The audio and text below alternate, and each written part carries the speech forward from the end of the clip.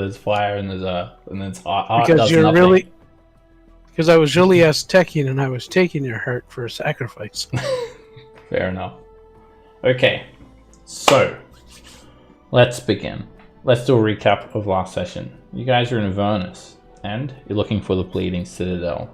You need clues and information, allies and contacts to make your way through Avernus and discover the location of the Bleeding Citadel. So you can find Zariel's sword, and you can give it to her, and it seems like a very band-aid fix, but hopefully it will redeem her. So one such contact that you've made in Avernus is Red Ruth, a blood hag who lives in the Bone Brambles. And she said that she'll help you guys out. She'll do a special ritual to find out how to break the Deo's curse. So the Deo can scribe you a letter of introduction for Bell, and then you can just go and ask Bell. Bell should know where the Bleeding Citadel is. He used to rule Avernus. If anyone's going to know where it is, it's him. So Red Ruth just kind of left you the keys to Bone Brambles to mind it while she's gone. And she's off to the Wandering Emporium to get a nice spa. And yeah, it's been several hundred years since she's last bathed, so she's looking forward to it. As you guys have watched over this petrified forest, you found that the dryads that were a part of the roots and petrified trees of the Bone Brambles have risen out, animating undead trees in an attempt to destroy the forest. However, through some diplomacy, you're able to stave off that destruction for a brief moment. And the undead trees explain to you all that they are originally tree ants from the Feywild, and they took in Red Ruth. She was under the guise of a frail old lady in need. Red Ruth took advantage of all of the nature spirits and the forest itself and poisoned the roots. The few dryads that survived were able to do so by melding into the roots of the trees. But as everything was dragged into Avernus, they have become corrupted. And even after hearing the story, you did try to talk reason into the undead trees. But it has become apparent now that they're at the point of no return. You've found that they're unable to find resolve.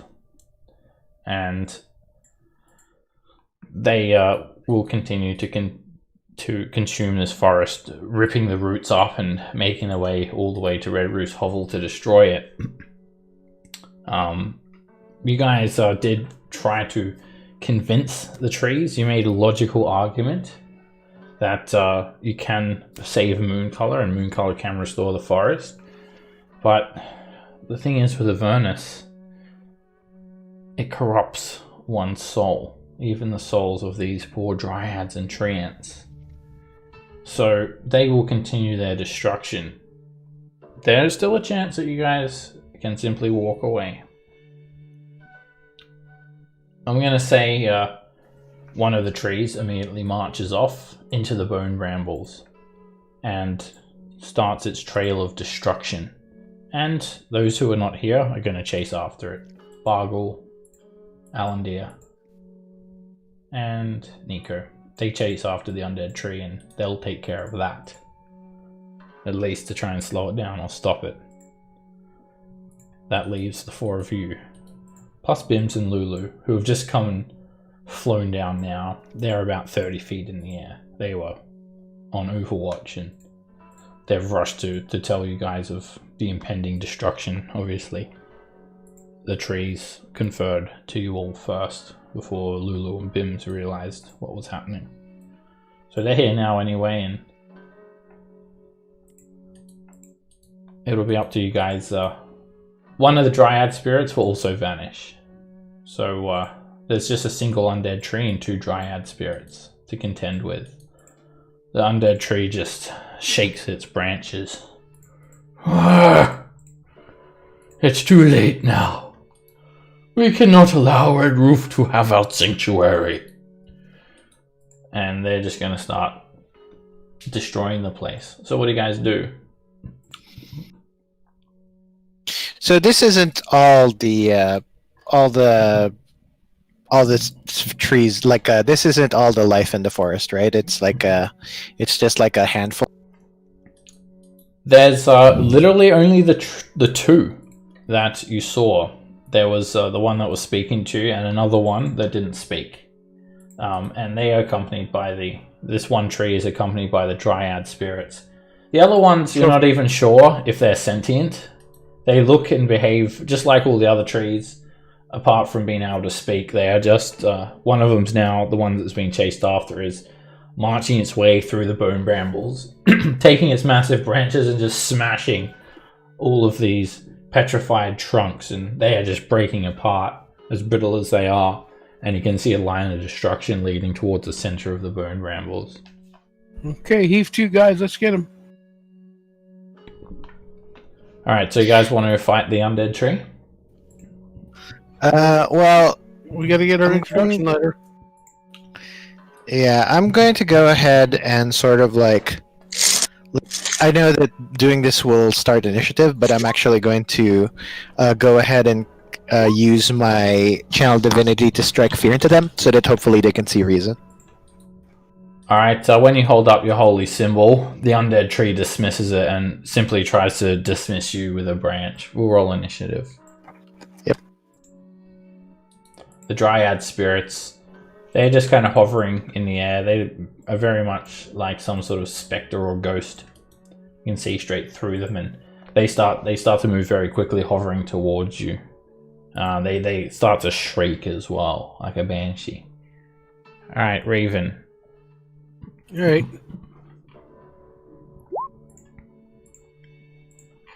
Kill the dryads.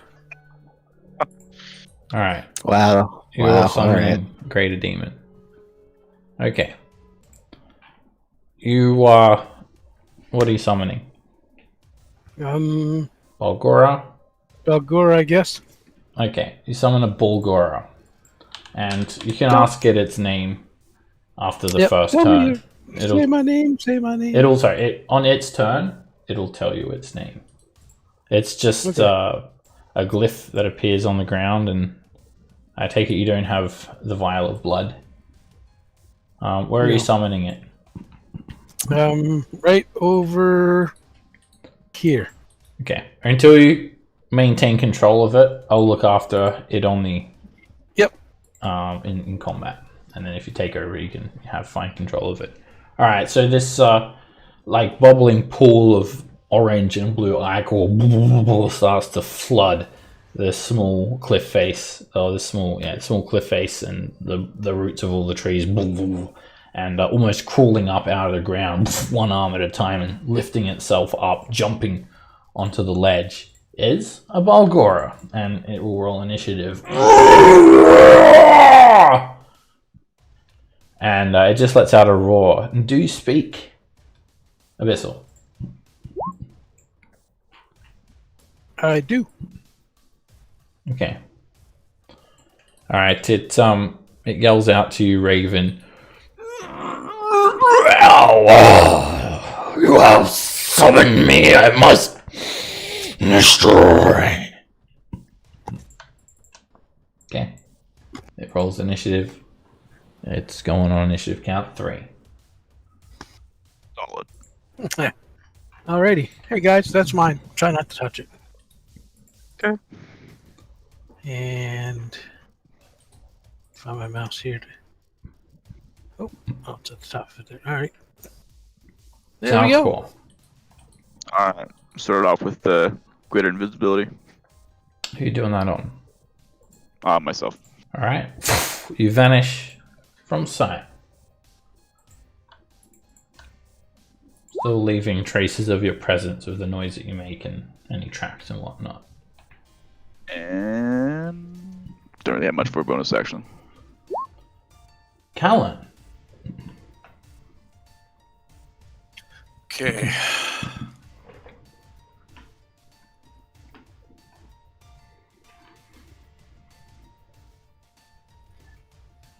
So the tree is destroying the forest, or is it dryads? Oh, one of the trees. The tree is. The dryads seem to be kind of giving them a semblance of life, or at least guiding them.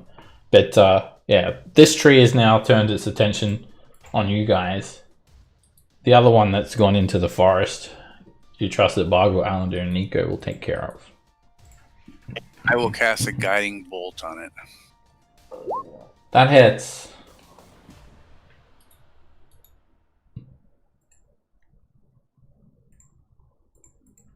Alright, the radiant energy.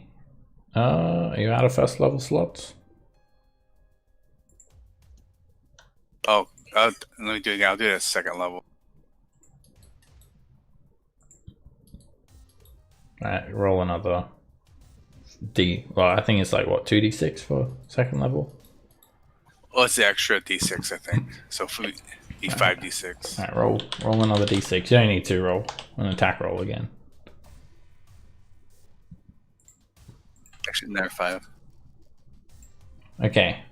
Yeah, an extra 1d6. Alright, so 21 points of radiant damage. The guiding bolt just screams over, slamming into the side of the undead tree, carving a hole out of it and slightly damaging it, also illuminating it, so the next attack has advantage.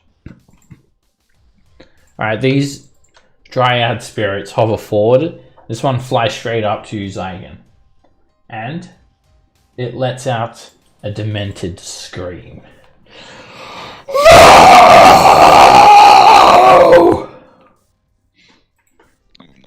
And let me just see arranges here quickly. That sounds like I need to make a saving throw. Helen, Yeah. Zalcor, Lulu, Bims, and Raven, everybody, even the Balgora, has to make a wisdom saving throw against being frightened. This is magical, right? No, it's not magical.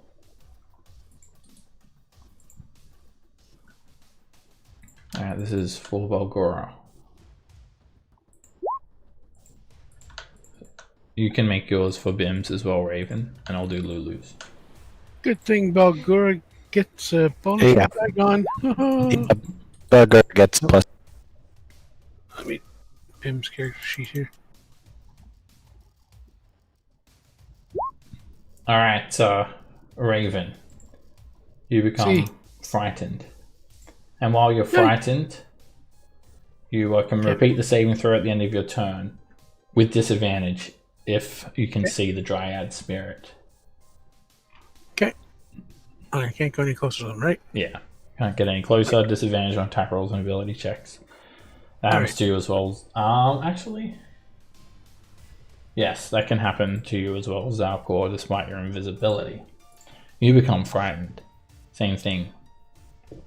The Balgora succeeds. Lulu succeeds. Zygon succeeds. Bims fails. And Callan. Where's your wisdom save? Make a wisdom save and throw, Callan. You become 11. You become frightened too. Ah, go away. Alright, so you're all frightened from the horrifying visage. The dryad spirit's face becomes this gaping scream, and it takes on a truly horrendous appearance. Like a banshee. As this one happens to do that, the other dryad spirit, it does see Zygon hold up its holy symbol. And it flies towards him, but the Balgora inadvertently gets in its way. And the dryad spirit's going to reach out and just try and grab the Balgora on the arm. Miss. Bims.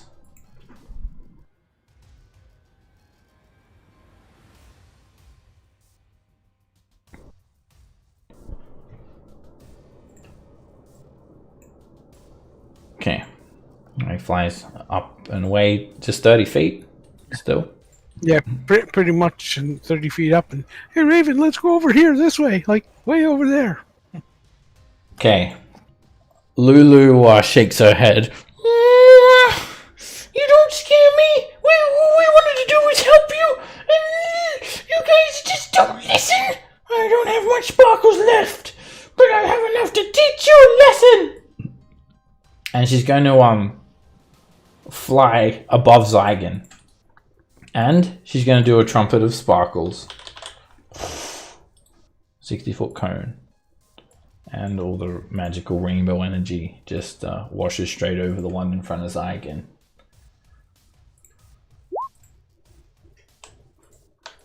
The beads of rainbow energy cut through the Dryad's form, melting it away. And it greatly reduces the form of the Dryad spirit. You can almost see completely through it, and it's close to being vanquished.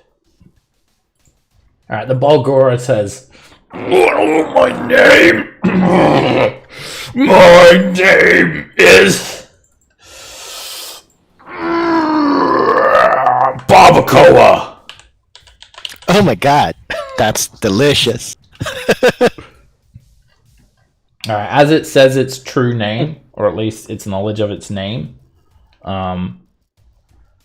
it will make the charisma save with disadvantage if you say it, Raven. Barbacoa! Kill the tree! Alright, it'll try and hit the tree. It's under your verbal command. That's such a long spell description, but yeah. You issued a verbal command, no action, tell it what to do. Alright. It can attack recklessly, and that's what it's gonna do because it's a demon. It's gonna just start smashing this undead tree with its fists.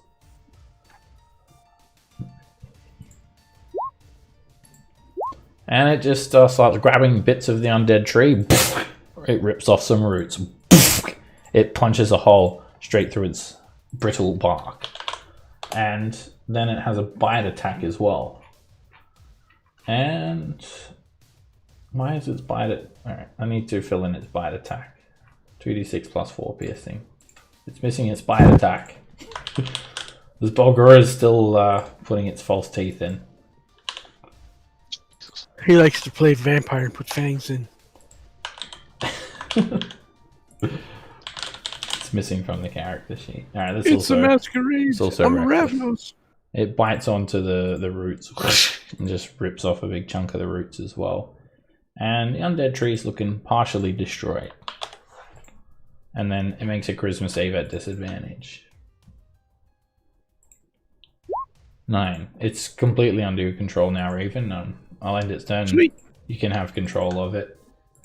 Awesome. And then at the end of the combat, I'll just take control back of that character sheet because there may At be the end other... of the combat, I'm just going to tell him to go kill devils and have fun. Sure.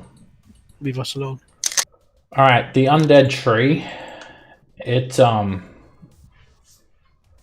sticks more of its brambles into the ground, and these rolling roots start to split out, creating these like red splitting lines like veins of a heart, arteries, and some of the petrified trees nearby,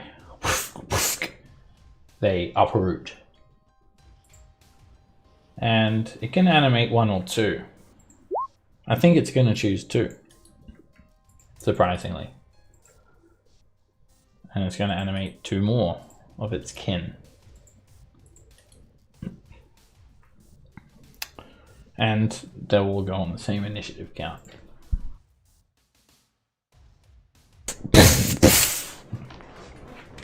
They animate, coming to life. And this one is going to move here. And it's going to try and dismiss your holy symbol, Zygon, by slapping you with a backhand, like a backhanded tree, root, fling, a bow, miss. And it's going to try again. And it's a direct hit, direct whammy. It almost knocks you off your feet. Big whammy. For 20 bludgeoning damage. The other animated tree takes a big chunk of loose rock that's kind of fallen off this small ledge, and it holds it in its hand like a sling, and it flings it at Raven. And it hits Wow. you straight on your face. Direct hit. Holy frig. For 36 bludgeoning damage. Ow. You maintain concentration. Zygon. All right. I'm going to do what I said I was going to do, which is get everybody within 30 feet. Use my Channel Divinity Conquering Presence. And then that'll... And then hopefully that'll frighten them, and then I'll use my free action to try to convince them to stop. Hopefully, when they're scared, they'll be more like amenable. If you wanted to use some sort of like intimidation, it will require an action.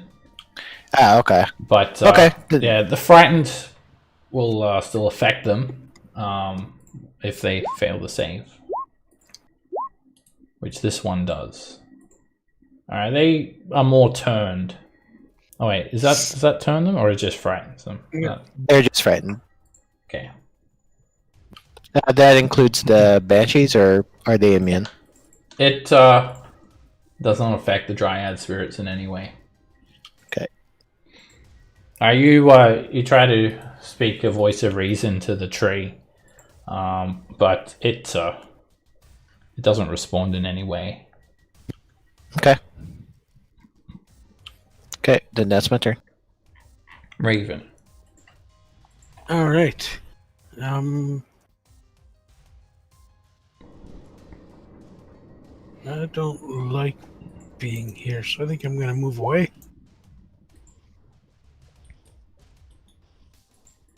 Go to here.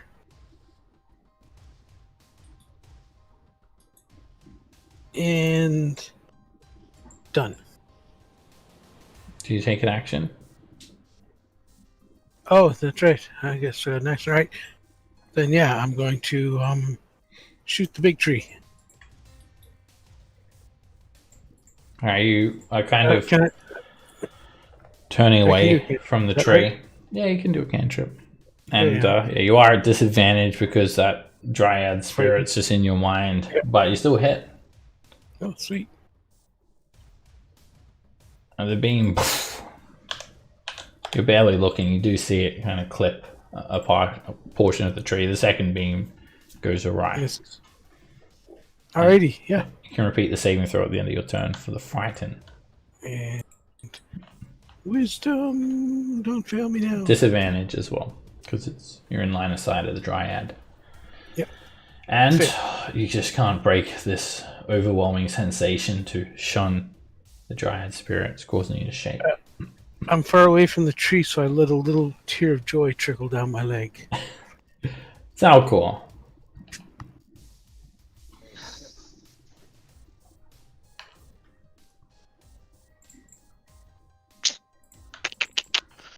Well, this sucks.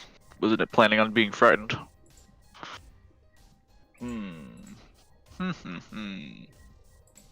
Let's try to firebolt the banshee that frightened me, I guess. Alright, it'll be advantage and disadvantage, so regular attack. Alright.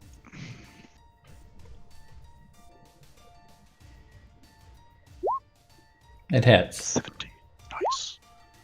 Alright, the fireball, it hits the dryad spirit and starts to wrap around its ghostly form. It resists the fire damage.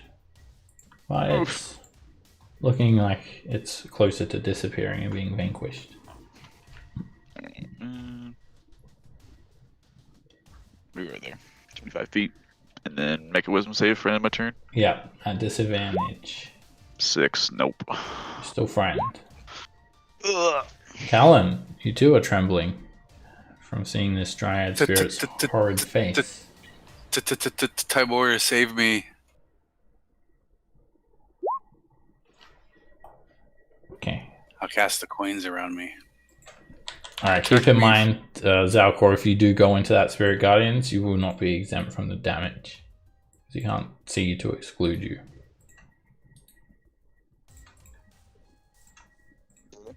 Alright, 15-foot radius, glowing radiant coins start to spin around you. A wicked tornado. Can I move her there, away from her? Don't hurt me, please.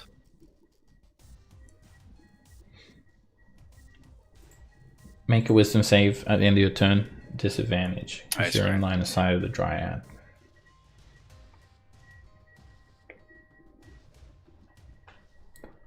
You shake that overwhelming sense of fear, Callan. In fact, not only that, you're now immune to any banshee. Why was I scared of that ghostly bitch? Kill her. This dryad spirit now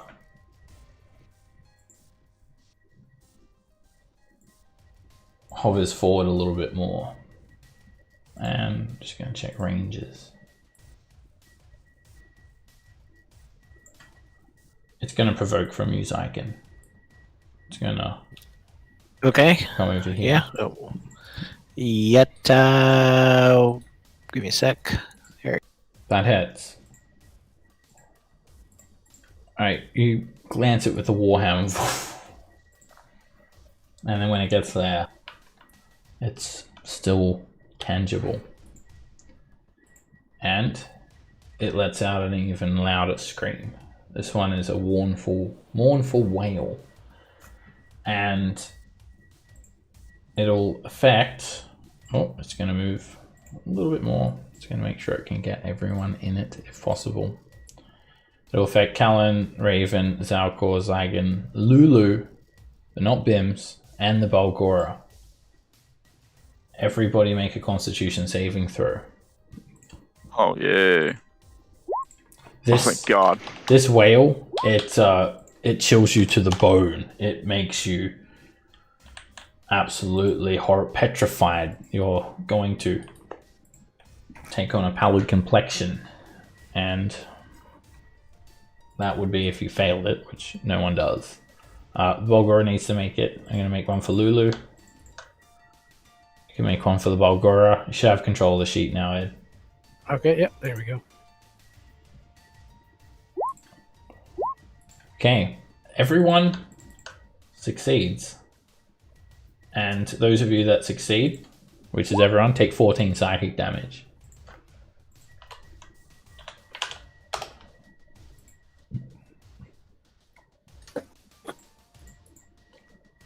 Callan, that psychic energy flooding your mind caused you to drop concentration. And you too, Zalcor.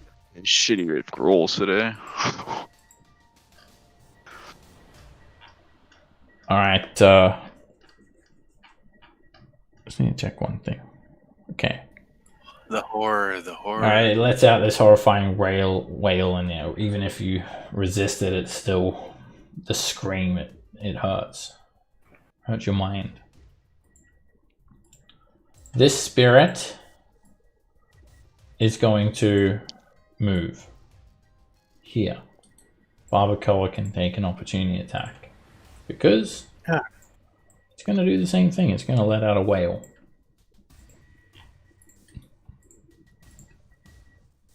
That hits. Alright, the demon punches the spirit, but it resists the attack. Takes half damage. And I'll need another round of con saves.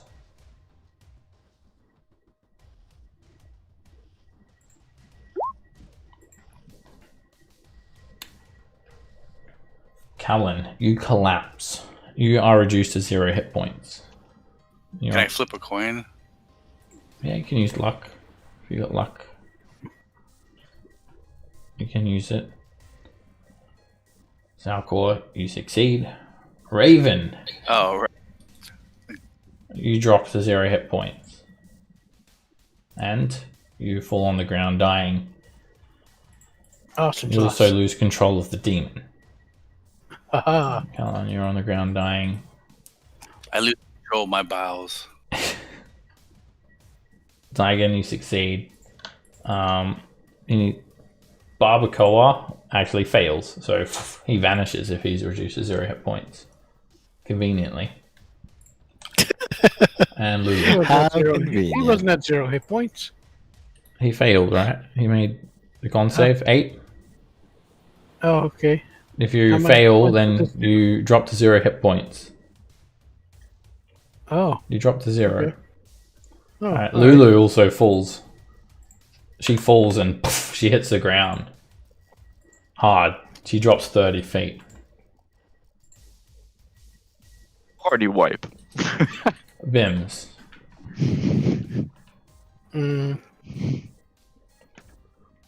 Yeah. Bim's gonna fly over to Callan. He can't get any closer to the Dryad Spirit. He's frightened. Oh. Oh. Well then, he's gonna fly down here then. Okay. And that'll be his turn for this one, and he'll redo his save. Yep, still frightened. Alrighty. Alright, it's the undead tree's turns. And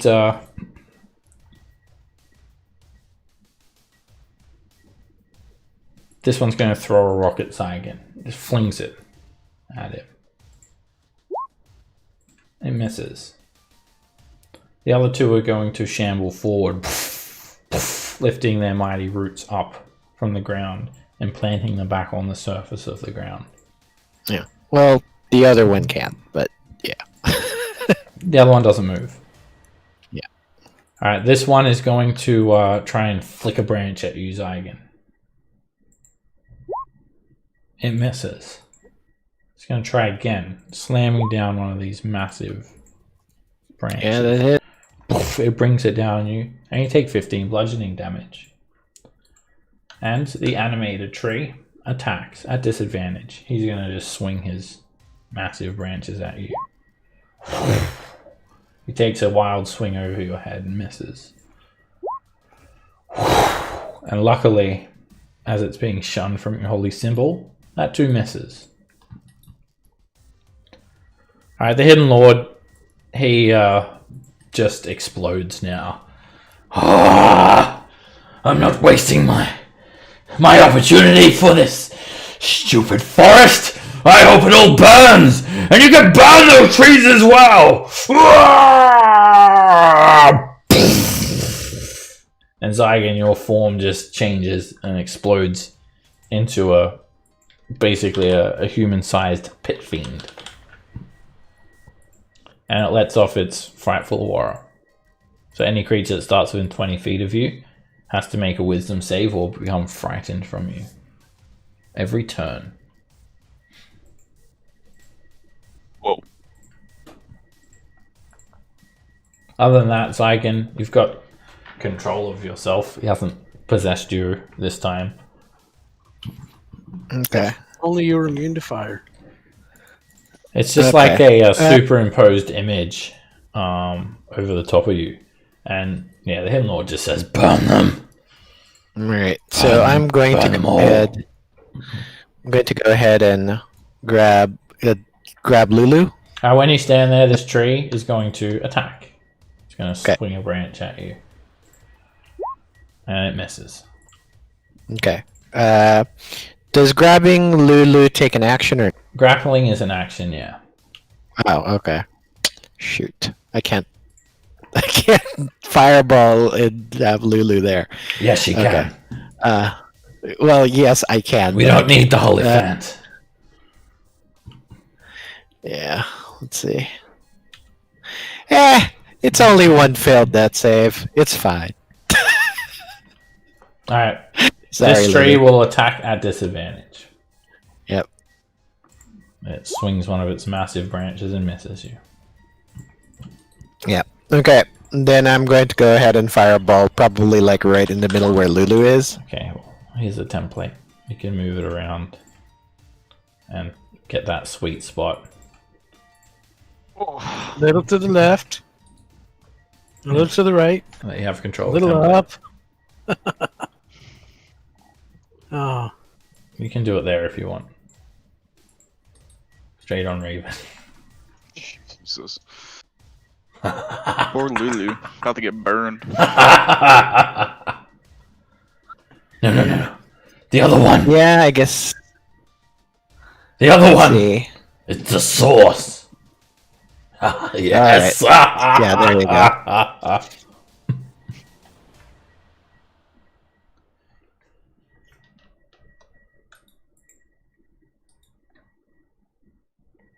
That's 2 failed death saves for Lulu. Just one. Oh no, she It's fell not- 30. She fell 30 feet after she went 0 hit points. Roll But damage. go ahead, roll damage. All right. Sorry. Oh, Roll Lord, the is having damage. too much fun. Yes. All right, let's do the trees first. They're not very agile, and being trees, they're vulnerable to fire damage. So they both take 52 points. They start to burn down. Basically, the main tree is almost destroyed.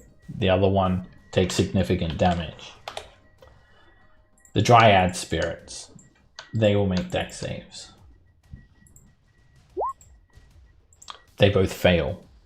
They are resistant.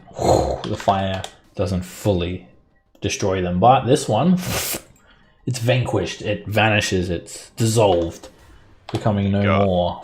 The frightened effect immediately wears off.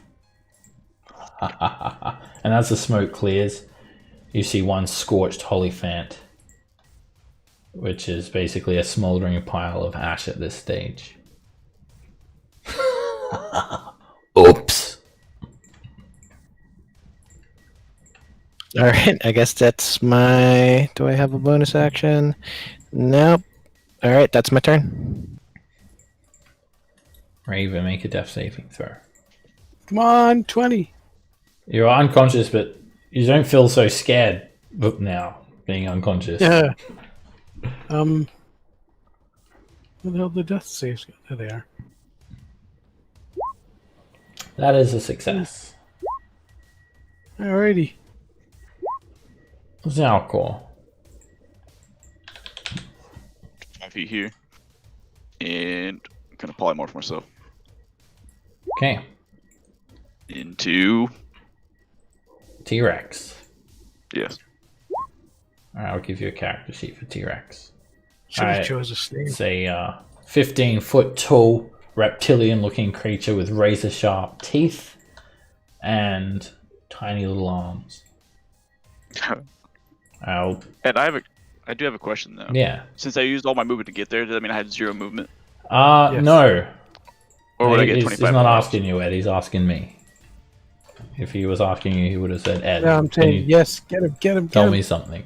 Alright, so your movement is cumulative. So you had, like, used, what, 25 as a gnome or Yeah, I used all whatever, my right? movement. And then when you become a T-Rex, you have 50. So they stack. So now you have 25 left. Let me just quickly sort this out, though. I'm going to make a folder for polymorphs. Okay.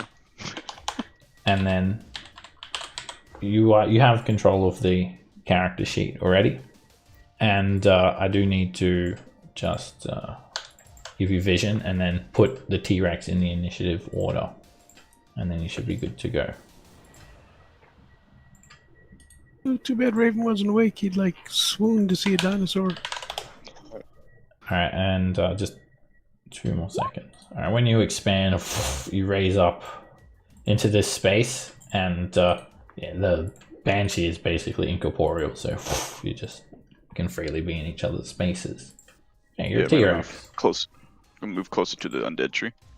Okay, And I'm going to bite the dryad. you used your action until- already, so you won't be able to attack this Oh, time. that's right. That's right. That's right. I forgot about that. Alright, you let out a Yeah, loud I'll move right there. screech. Yep. And end of turn. Callan, make a death saving throw. That's a fail.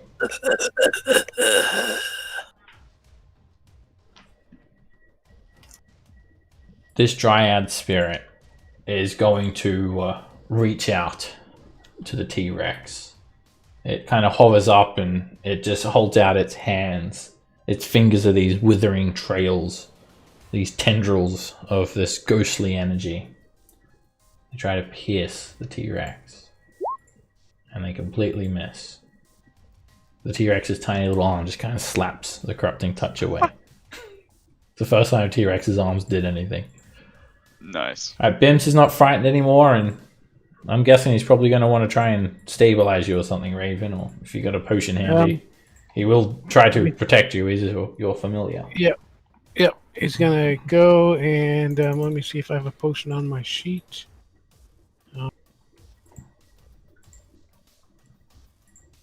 Let me make that bigger so I can read it.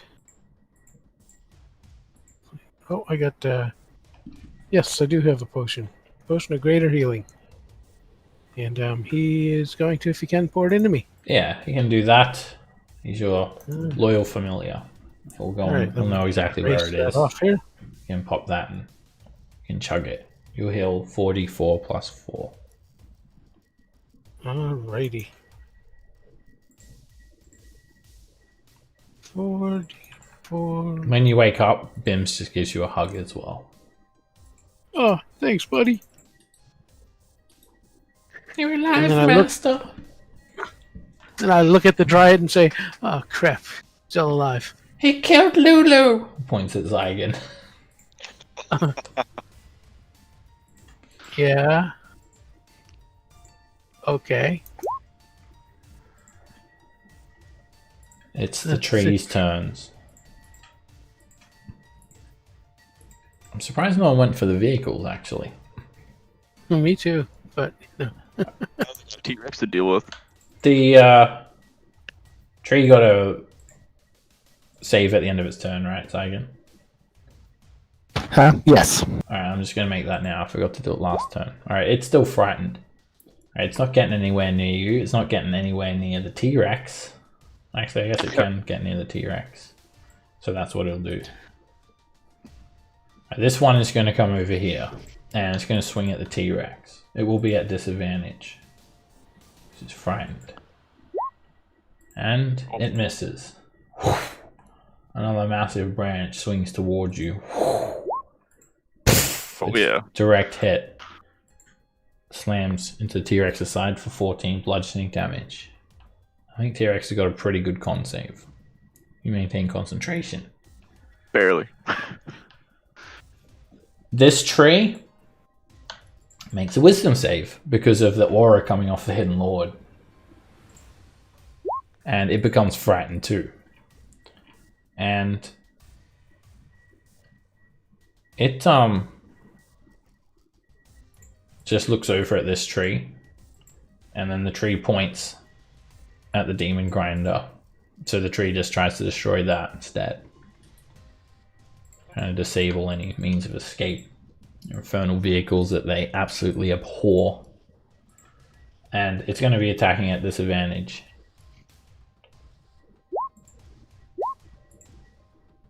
Miss.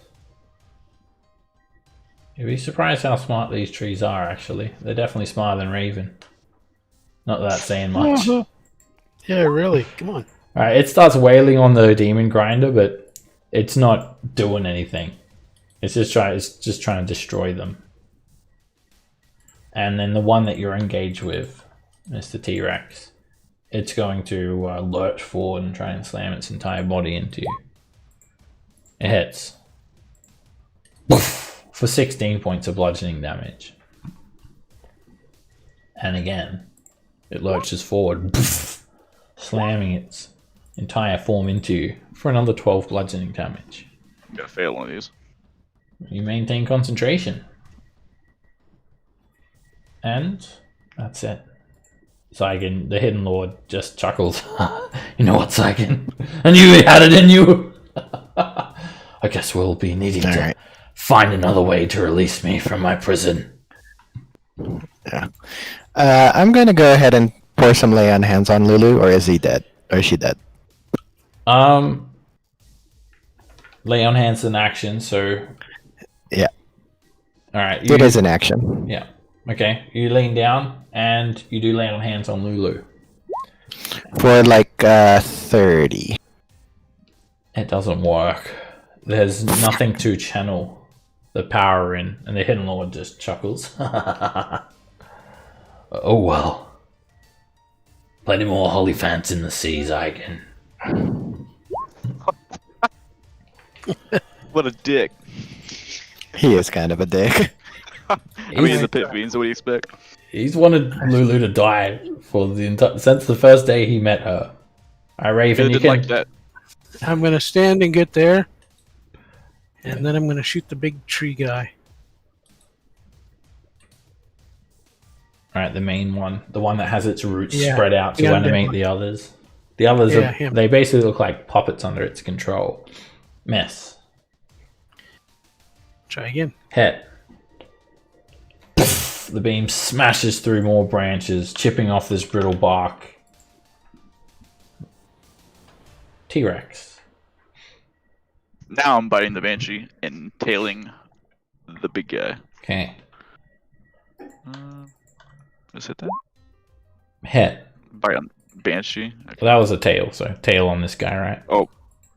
Yeah, and that was the bite. Okay, Yeah, both of them hit. so bite on the dryad and then tail. Okay. Alright. Do whichever Don't. damage you want first. Do them both. Okay. Oh, click the word attack in the box to do the damage. Where the attack roll is. Tail attack 20. Alright, that was the tail. Okay, so Yes. tail at the tree. Alright, you Yes. whoosh, spin around, smash your tail into the undead tree's side, and a multitude of bark and these bloody veins kind of start to pop all over it, and the tree looks like it's close to coming down. And then bite. You chomp the dryad. Now, when you bite it, it's only semi-tangible, so first of all, it does resist the damage. But you do kind of bite something. You try to grab it in your mouth, but it just basically slips through your teeth. It cannot be grappled. Callan, make a death save. That's a success.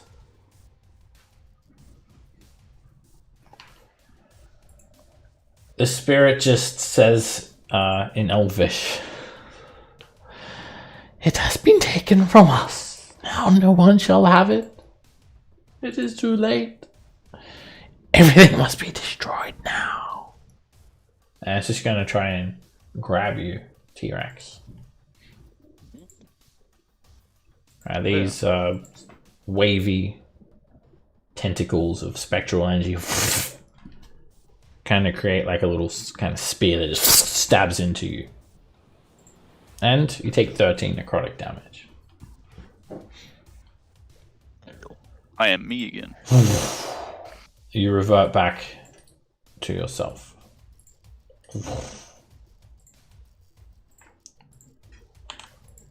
The Dryad spirit then closes in on you and ends its turn. Bims. Alright. Bims is gonna go over and search Callan to see if he has any potions to feed him. If he does, he's gonna feed it to him. Do you have a potion on you, Callan? Flask of holy water. No healing? Nope. Alright. Scroll of mass healing. Does Bims give him the holy water? Bims just shrugs and looks at Raven like, dude, like, he's a moron. Next. Icor. So you feed him the Icor? Okay. No. The undead tree is going to, it's like basically falling apart. It's just going to take one of its largest branches and bring it down on Zalcor.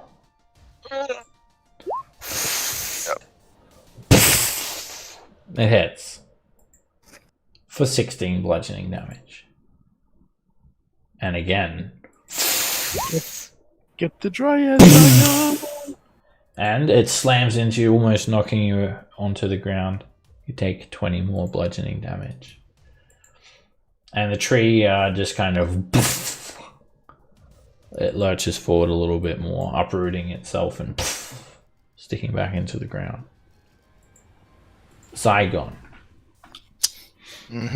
Okay. Going to move here. Going to go ahead and slam something in here. Go ahead, Warhammer attack. I'm going to go ahead and smite that with a first level smite. Did it not? There you go. Alright, the Warhammer just bursts through the roots, and all of these red bloody roots of the undead tree glow with radiant energy, and they start to shrink and recede. The red turns to black. The alabaster coloured forms of the tree, the branches, the bark, it all withers as well, and it cracks and dies. And it shrinks down to this horrible, twisted, gnarled little stump. And the other trees follow it. Alright, and then I'm going to go over here. Second attack. That hits. Okay, and then I'm going to smite again.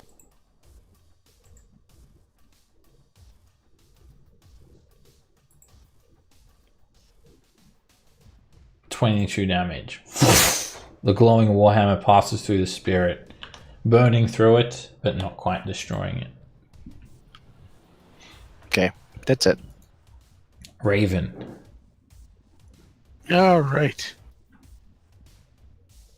5, 10, 15, 20, 25. And oop, that's the Baldur. I get rid of that sheet. I'll take that back too. Please, wake up, Lulu! Wake up! Lulu is alive.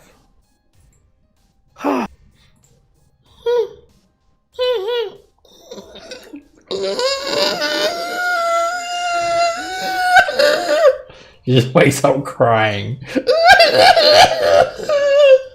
It's okay, Lulu. I got you. Starts Nothing to really will keep us from whine. saving Zariel.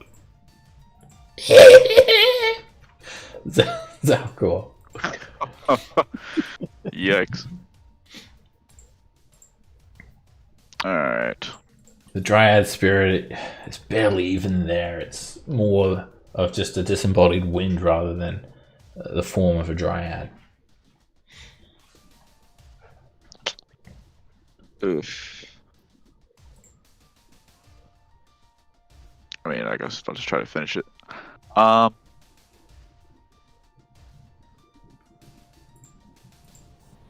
Shit, that ain't gonna do anything. That ain't gonna do anything. But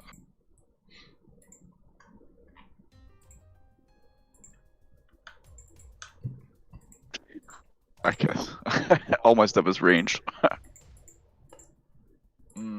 I could. Nah, I'm not gonna waste that. I'm just gonna cast Blur on myself. Just in case. Okay. Alright, you become very blurry. Cowan, make another death saving throw. Count down 1 or 2. Second success. That wail from Lulu almost woke the dead. Alright, the spirit, it's actually going to turn its attention towards Zygon after he whacked it with that radiant energy. Reach out and try and spike some necrotic tendrils through him. Miss. Bims. Bims is going to give a help action against the Dryad. Okay. He gets up in the Dryad's face and distracts it. You hurt Lulu! Alright. And Zygon, with that Warhammer swing, you vanquish the Dryad spirit. Okay. Okay, I need to AFK now for like 15, 20. I'll be back. Go touch Galen first. Okay. I'll touch him for 1. Ooh. You're at 1 hit Hands point. all over him. Alright, Zygon will get controlled by the Hidden Lord and he just lets out a fiendish roar and he runs into the bone brambles to finish off any more undead trees.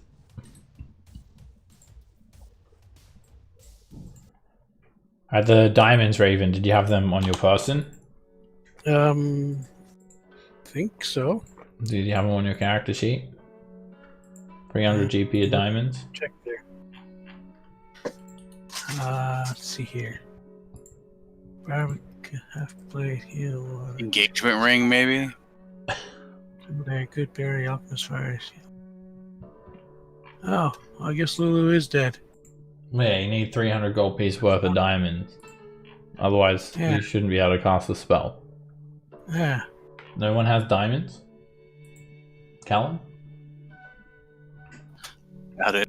Anything in the party loot? I'm not seeing any in the party loot. Because I know we bought some back in, like, Baldur's Let me Gate or check. some trades. Let me check people's character sheets because diamonds I are the don't sort have of any. thing that you wouldn't have in the bag of holding. You'd probably have it handy, like you need it to cast the spell. I've only got holy water. Zygon doesn't have it. Maybe Nico. Maybe he's got the diamonds. Have you got diamonds? Someone had diamonds. There's no diamonds. Probably that damn rogue. Nico doesn't have diamonds. Callan doesn't It have might have diamonds. Alright, Might have been so oops. Then I guess Pims is dead. That's okay. No. I give Raven a hug. It'll be okay, Raven. She's in the higher planes now. Yeah, I'm not seeing diamonds on anyone's sheet either. I Let me just put diamond in the search thing. It came up with a yellow diamond elemental gem. That's all I see. That's a compendium. Oh, okay. That won't be people's Alright, sheets or anything. sorry, Lulu, you're dead. You Your need soul's to going the abyss. have the diamonds, so you weren't able to cast Revivify.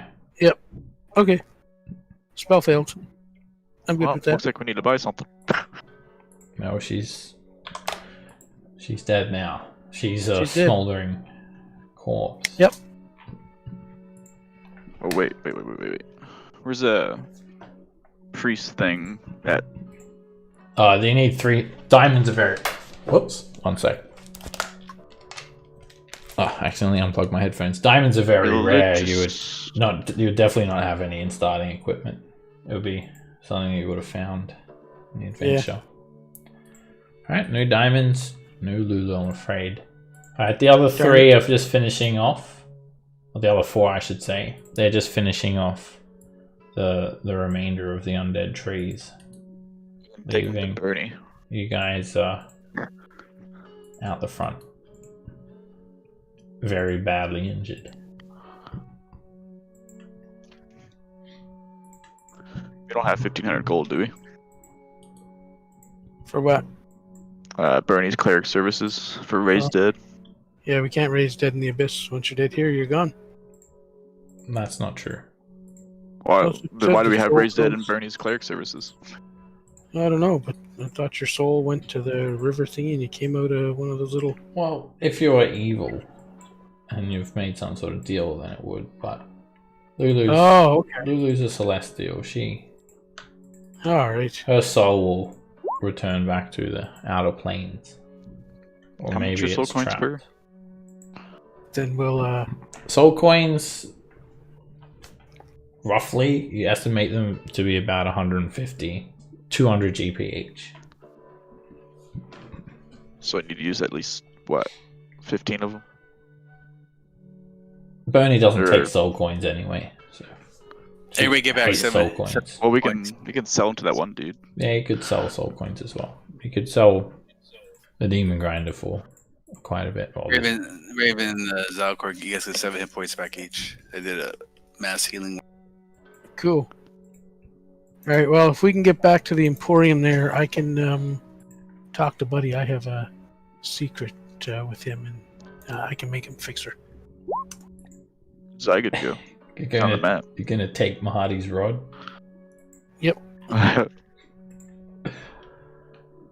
All right. Add 9 more healing.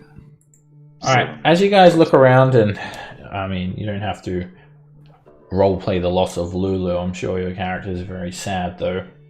And the Hidden Lord, as far as you could tell, had absolutely no remorse for that. Just another day for a pit fiend. This these undead trees, as they fall apart, a skeleton kind of just is disgorged from a trunk, and it's a small skeleton. Could be a child.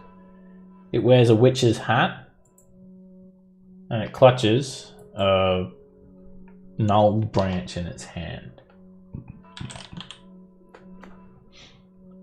Upon closer inspection, you realize it's not a child. It's either a halfling or a gnome, because it's the bone structure.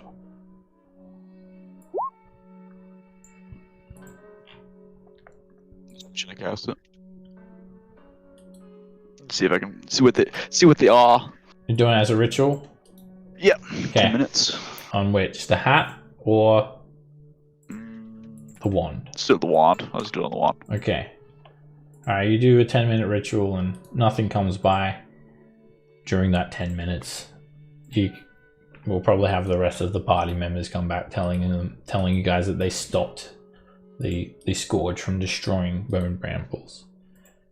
The wand is magical. It's a wand of the war mage. +1.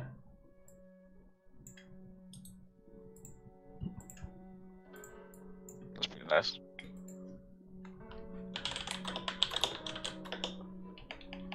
Requires attuned by a spellcaster, +1 bonus on attack rolls, and you ignore half cover when you make a spell attack.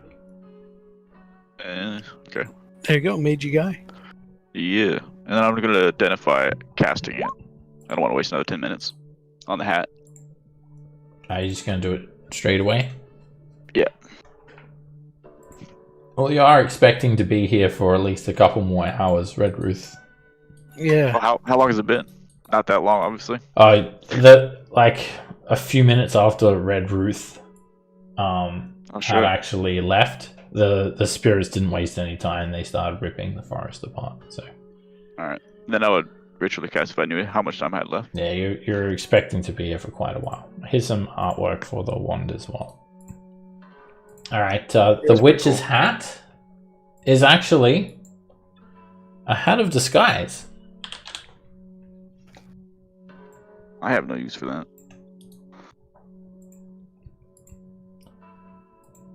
You Put that in the bag of can holding. disguise self. You can make yourself look like someone else. Make ourselves look like Mahadi. Raven or Callan, are you guys interested in it?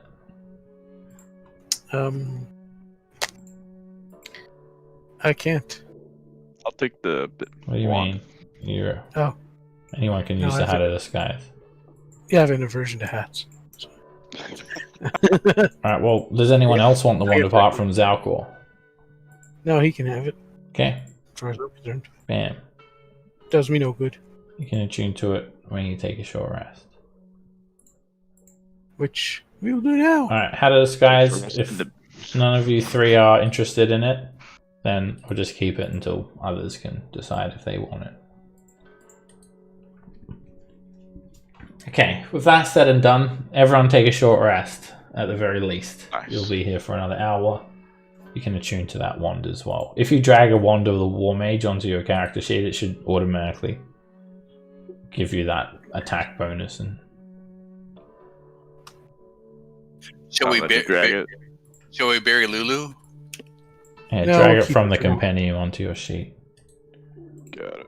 Well, yeah, there is cleric services. You can get raised dead done here in Avernus. It's 1,500 gold pieces, though. It's not cheap. I think it's more than that. Or is it 15? Yeah, it's 1,500 from Bernie. She liked Bernie, so who knows? Maybe He Bernie might give us a deal. will cut you a deal. Alright, so you guys take a short rest, and you guys are just kind of waiting now. Waiting. And finally, it's about 4 hours later. Red Ruth returns. She's on foot. You see her tiny, gangly little form in the horizon through these dull, rust-colored clouds. And she uses this gnarled branch as a walking stick. And you expect her to be like primped and preened. But she's covered in blood when she gets back. Her hair looks like it's dripping in blood. She has bloodied entrails around her neck and shoulders like a necklace. She has fresh blood covering all of her body. And she wears a bloody loincloth. You look bloody beautiful, my dear. Her face looks like an old prune. Ah! Shut up. I know.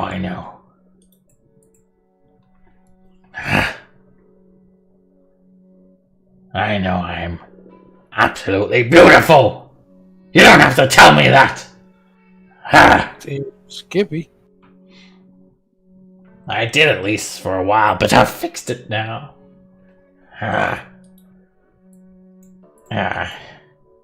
it really does not look like... It looks like maybe if she had bathed, then she's got herself covered in blood very recently again.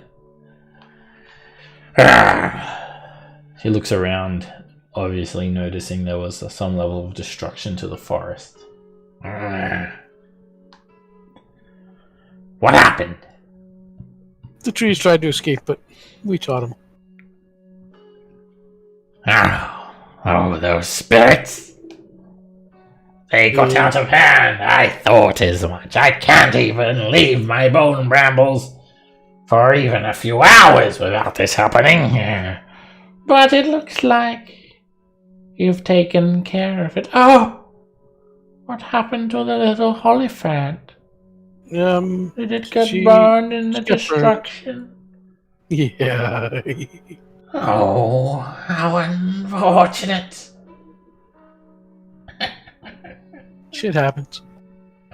Tell me, what do you think of Mahadi? He's rakishly handsome, isn't he? He is, but not my type. I'm more exit only.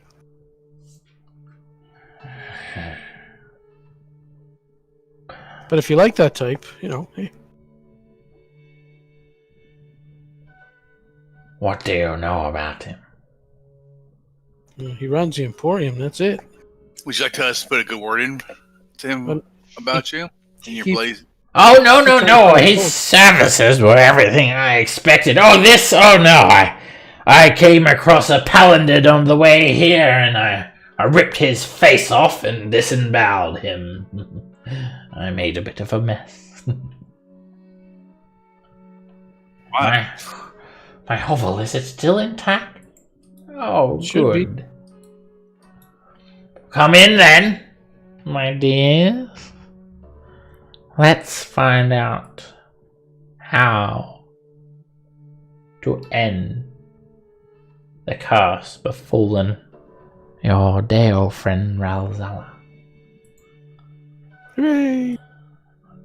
Alright, she leads you through the bone brambles.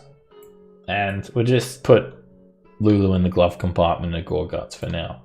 I got a bag to... Oh no, wait a minute. I don't want to do that in my bag. Don't put her in the bag of the barrel. Alright, you as you move through the bone brambles, you know that it's a venerable maze. Like when you are with Red Ruth and you travel through it, the bone brambles parts around her. And you just walk a straight path directly to her hovel. And you find yourself in this very cramped, awkward space where you can barely move. You're shoulder to shoulder with entrails and chattering children's skulls.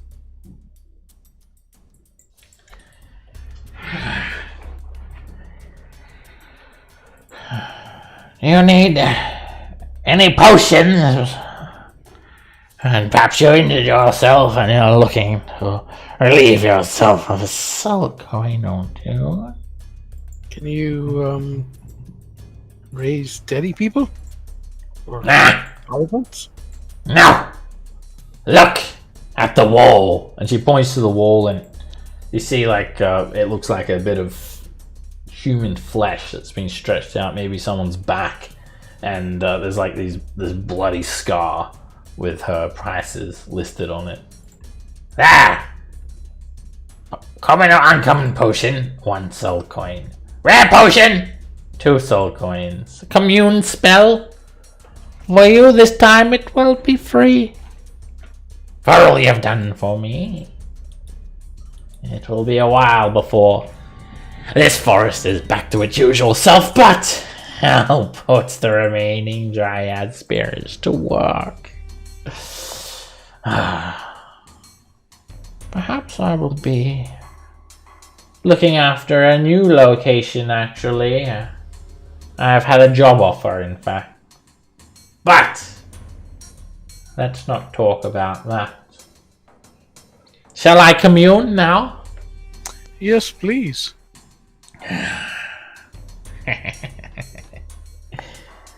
She goes over to this large bag that's kind of tucked into the corner of her hovel, and it looks like it's made of stitched together flesh. She pulls out this disgustingly wicked looking goblet, and it's covered in gore and viscera. It's filthy. And she kind of tips it out, and little bits of meat fall out of it. She reaches into her pocket, and she pulls out a heart that, for no explanation other than magic, is beating of its own accord. Paladin's heart. It always makes a fine ingredient for my spell. And she starts to squeeze the heart, and she really wrenches it like a wet towel, squeezing every last drop of blood into the goblet, and swirls it around like a glass of red wine. Bottoms up! She downs the foul liquid inside, and suddenly her head kicks back and blood starts to drip from her face. She starts to whisper some unintelligible words to herself. Oh, yes. Blood. Blood is the answer. Blood is always the answer. I was just going to say that.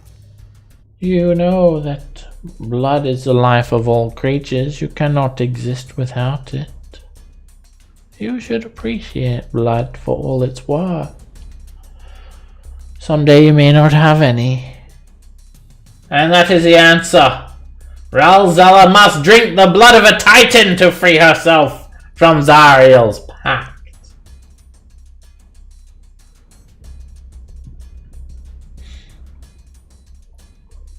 Alright. Any idea where we can find a titan? There was one. A fool, I believe. Some sort of giant god. I think it was a frost giant god. It came to Avernus. Oh, how idealistic. Uldrak, his name was. He came here and became corrupted. Like all souls do eventually. I guess the story is almost like Zariel's. Tried to fight that what cannot be destroyed. He offered Tiamat to a duel. 5 verse 1, I guess. And the poor soul was struck down, cursed and vanquished and banished, but not quite. He did not return to his realm. He now resides here in Avernus. I'm not sure where he is. But last I heard, he's not what he used to be.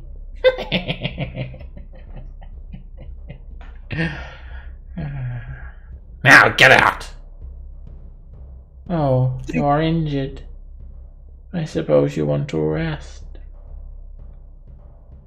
Oh, Well, sleep. not too much trouble, but we don't want to put you out or anything. Oh no, my dears, you're tired. You're welcome to rest. Your little heads, the skulls of a dozen children will sing you sweet nursery rhymes as you lull your eyes. Pull up a piece of ground. Go on. Rest, my dears. And then you'll get out at once. I need to get my affairs in order once more. I sing a lullaby. Napalm sticks to little children. All the children of the world. They are crispy black and white. Napalm sticks to them on sight. What's napalm? Yeah. Alchemist fire. Mmm. That is an absolute horrible song you have just shared with us. Red Ruth likes it. Of course. And you actually taught her chattering children's skulls that hang like baubles from the ceiling a new song to sing. Sweet. Alright, with that, Red Ruth says she'll allow you to stay here and rest if you wish. So if you want to go ahead and you can take a long rest. I definitely do. I suppose. You will just be literally sleeping on the floor, covered with blood.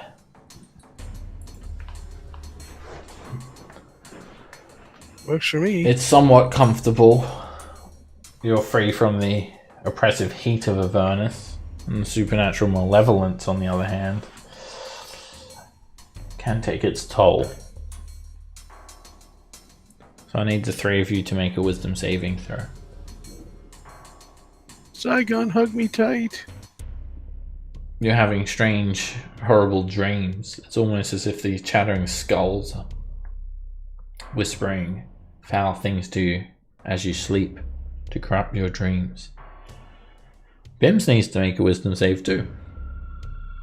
Oh. Alrighty. Other than that strange dream that you guys have, you awaken the next morning. But you're not in a hovel. You're outside the bone brambles. You've got no idea how you got up and got out of there, but you just find yourselves spilled out near the front with Red Ruth standing there to wave you all goodbye. Goodbye. Oh, dears. It's been so nice having you. Do you know where you're going now?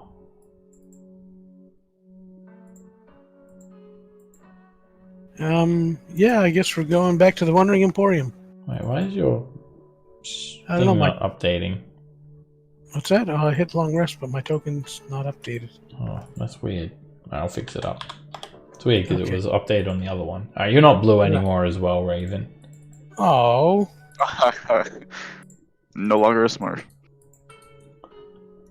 Alright, I'll just say that like the other half of the party are going to jump on one of these vehicles.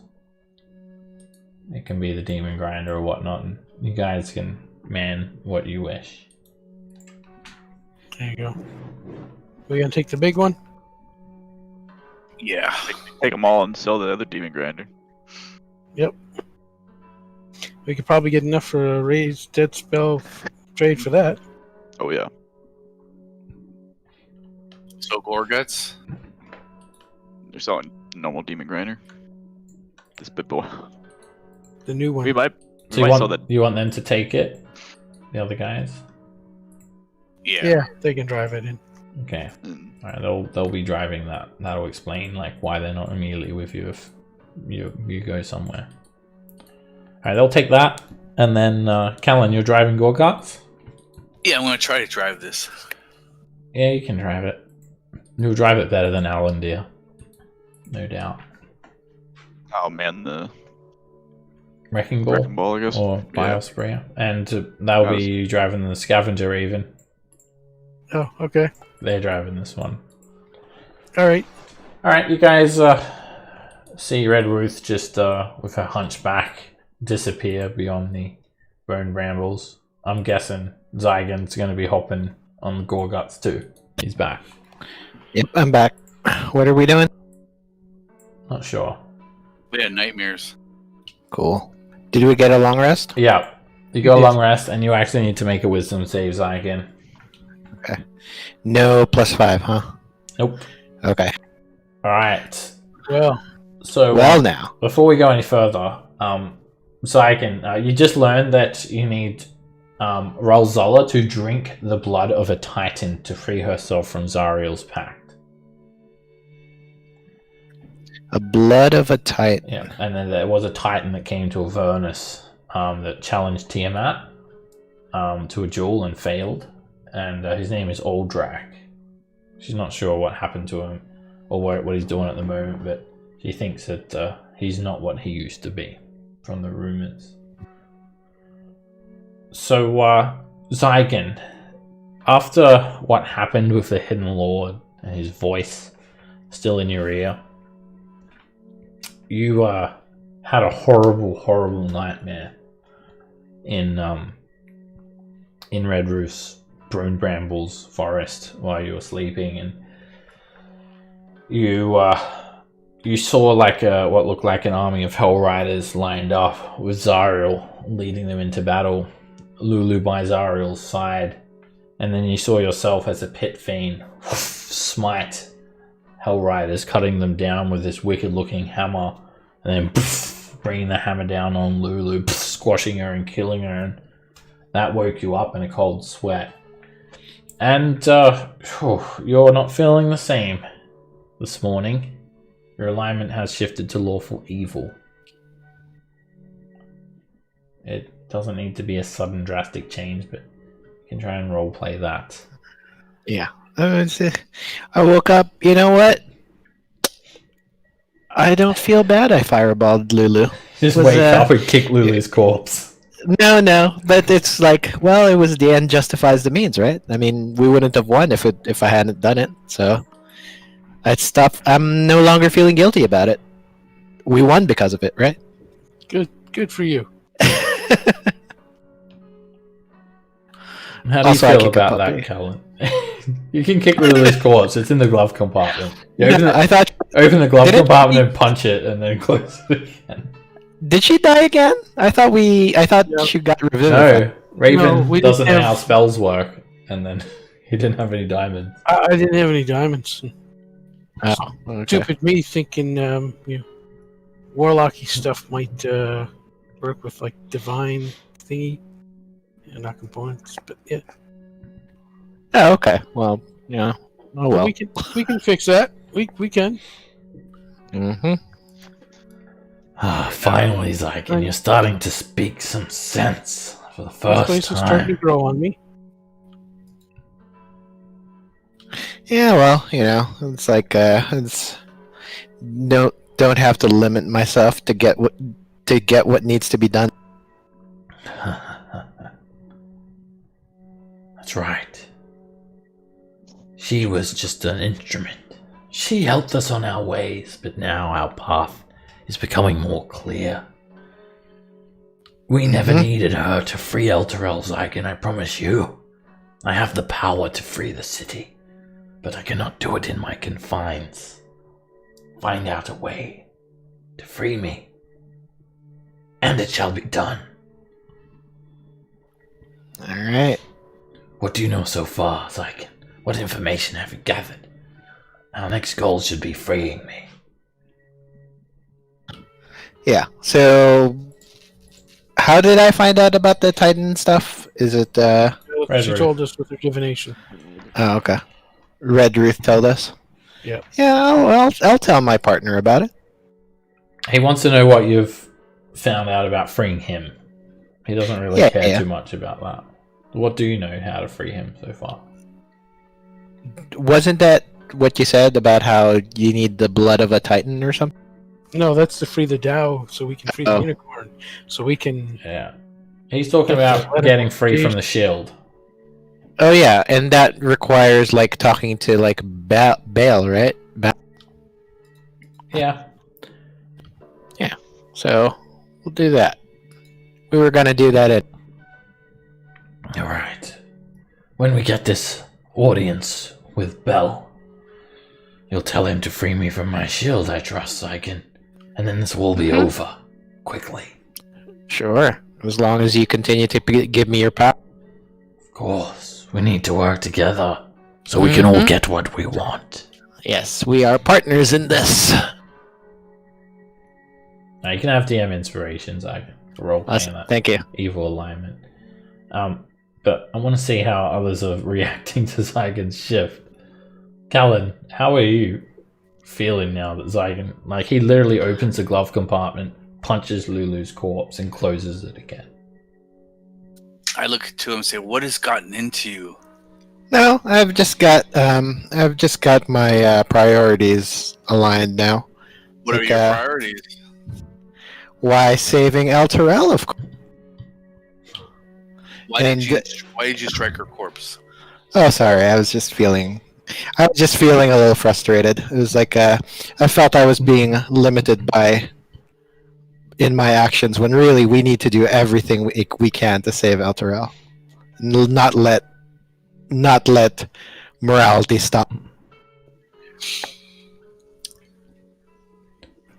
Can you just throw that shield aside? I think it's No. changing you. No, it's a powerful tool. We need it. It saved our lives multiple times, including in that previous fight with the trees. If I hadn't fireballed Lulu's unfortunate body, we would have all. And- You killed Lulu, and now you're striking her lifeless body. Sorry. You're right. That was crass of me. I apologize. Here, hand me the shield. No. No. You don't see what it's doing to you. I think I know perfectly well what it's doing to me. It's giving me power, and we need that. Hey! Alright, this time the shield speaks, and everyone hears it. What has happened has happened. Lulu has fallen. It's an inconvenience. She was weak. It was bound to happen sooner or later. One less thing holding us back. I promise you, I, Gargoth, have the power to free El Terrell. I know that you cared for the Oliphant, but you have to forget about the little creature now. We are getting close to an audience with Bell. He used to rule Avernus. He abhors Zariel. He will give you the tools needed to depose her. And he will give me the power to become free. My great powers are being suppressed. Only when I am free from my prison can I save your city. And I say it on a devil's deal that I will free El Terrell. You have my word.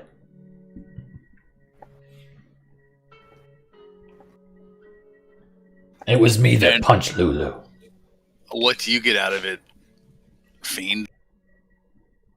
I get to escape my prison.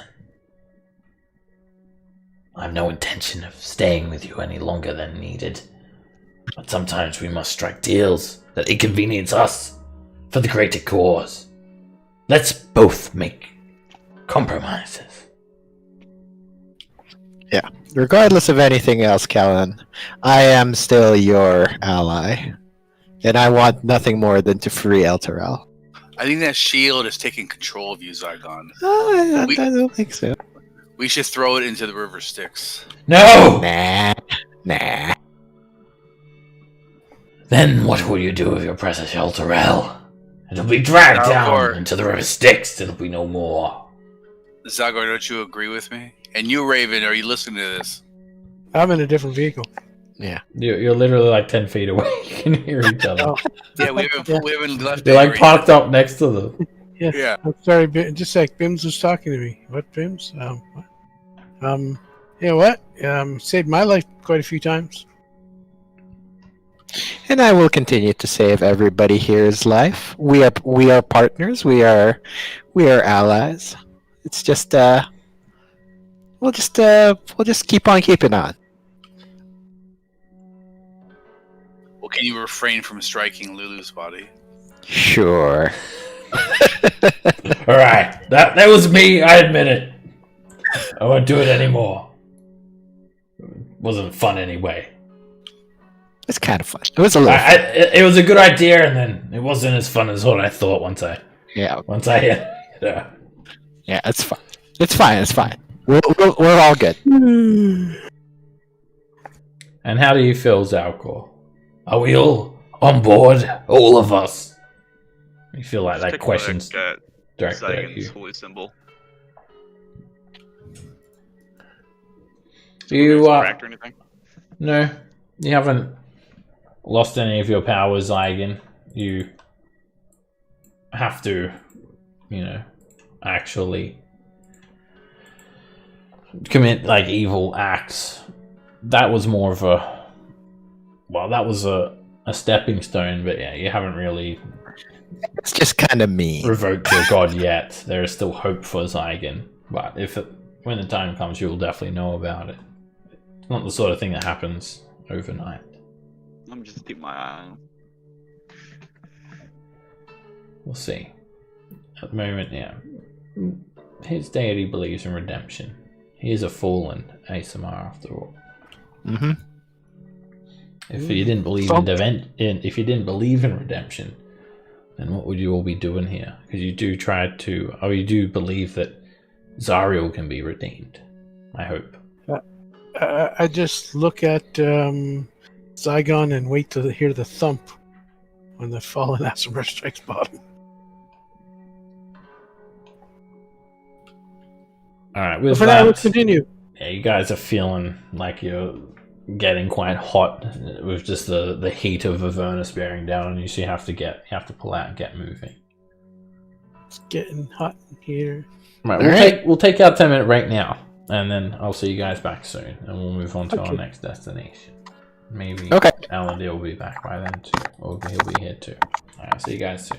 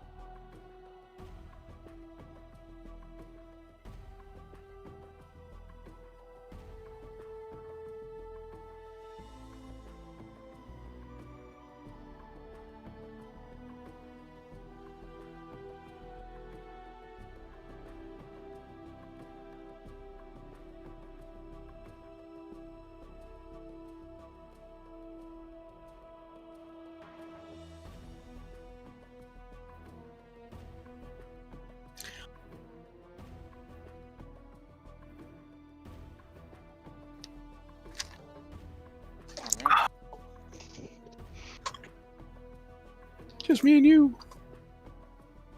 Oh no.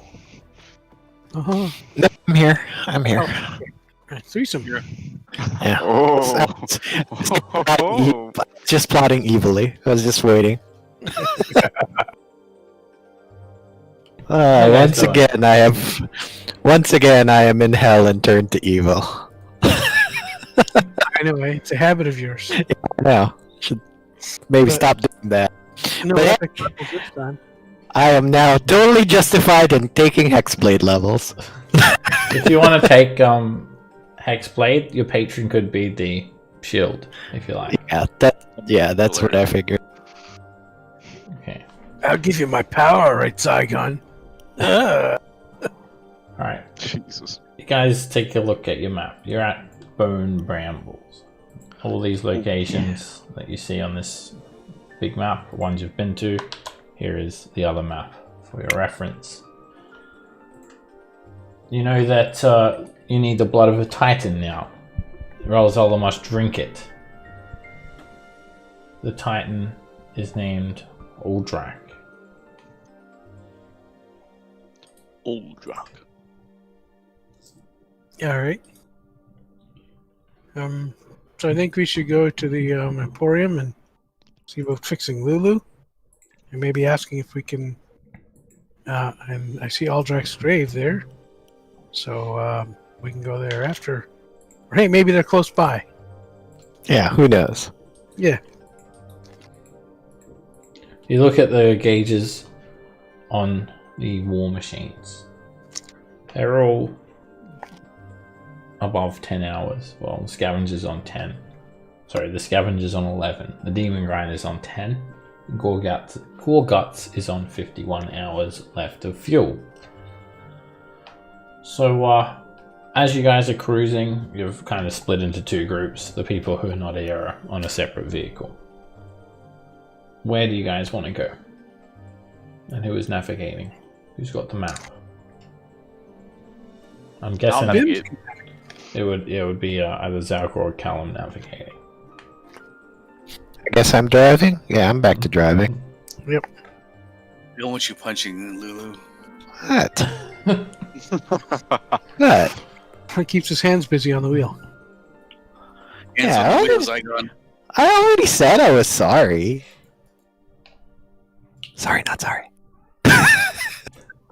Head to the Wandering Emporium, sell off one of the. Yep. And maybe raise the little elephant from the Yeah. Bring him and I need a upper plane. And buy some Alright, diamonds. you do notice that Wandering Emporium is not on this map. And according to the cartographer, it appears when you least expect it. It's called Wandering Emporium for a reason. Alright, See, I see it. It's right up there. that is just like a random guess on this map. You've got no idea where it actually is. Alright. That was just like a random location that you guys chose to mark.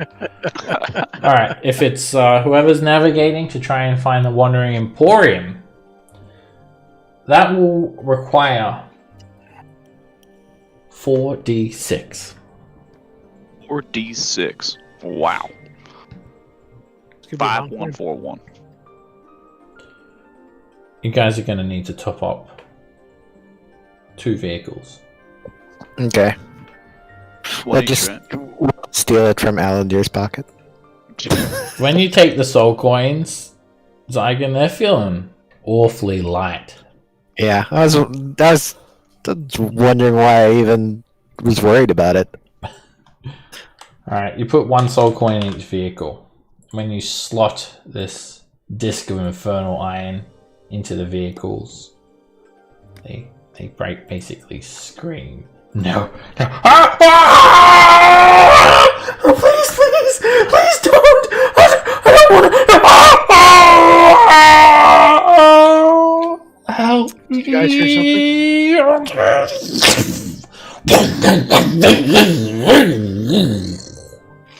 And their souls are destroyed.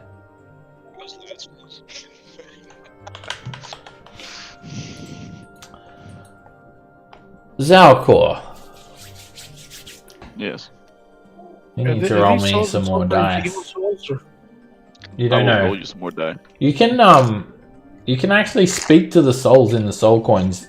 They're not just used for soul fuel. I'll just remind you guys of the other properties that people forget about. You can actually do other evil things like siphon the life away from them and gain 1d10 temporary hit points. So they have 3 charges each.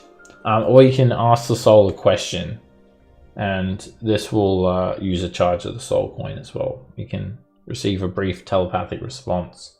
You know they only know what they knew in life. They have to answer truthfully. And you can destroy them with a hellfire weapon. Alright, so and it's a good act. So if you're feeling like someone's acting a bit evil, maybe you could ask them to try and destroy a soul coin if they were feeling like it. Hey, Zygon, hit this coin with his hammer. I bet you can't. Huh? But we need it for fuel. Hey Zygon, hit Raven with your hammer. Bet you can. I bet I can. But no, we got in trouble. We got in enough trouble for kicking the. Even that was kind of fun. All right. Okay. 2, 3, 4, 5, 6. Roll me a 1d6, Zalcor. Will do. 4. 3, 4. Okay. Bingo. As you are journeying across the hellscape of Avernus, it's been 11 hours. And you're yet to see the Wandering Emporium. You're yet to see much of anything. Even a tributary of the River Styx. The River Styx itself. Perhaps some ancient ruins. Anything would be better than nothing. Maybe some scattered chains across the ground. Maybe a river of bones. Anything, but it's relatively featureless and boring. You've been traversing for so very long.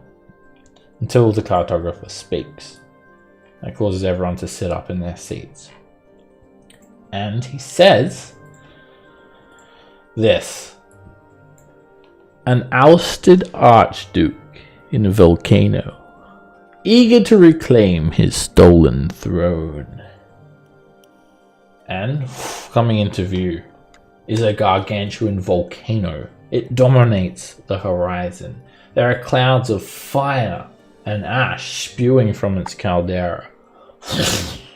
The air trembles with its angry grumbling. And a vast, multi-layered fortress has been hewn into the volcano's rocky slopes, with a deep dark tunnel leading into the heart of the volcano.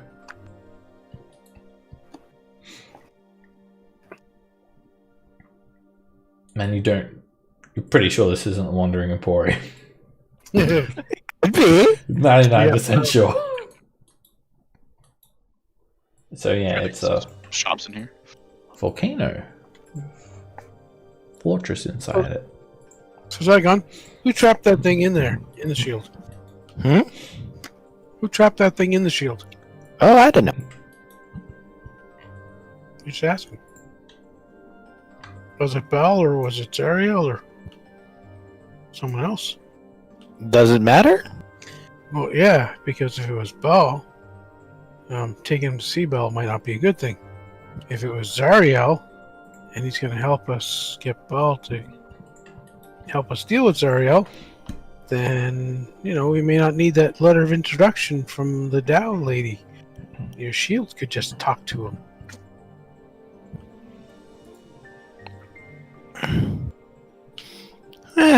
Sure. I'll ask the Hidden Lord. So, how's your relationship with Bal? Bell. A more worthy ruler of Avernus I've never met. However... Not that you've met him because you're angelic, right? Yes. However...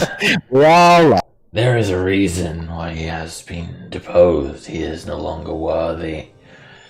A pittance! I heard he's just a backstage crony in the Blood War now. He oversees the manufacture of weapons and armor for the Blood War, a glorified blacksmith and nothing more. But he is deadly. He may even match me in power. I would suspect we would be attacked if we venture too close.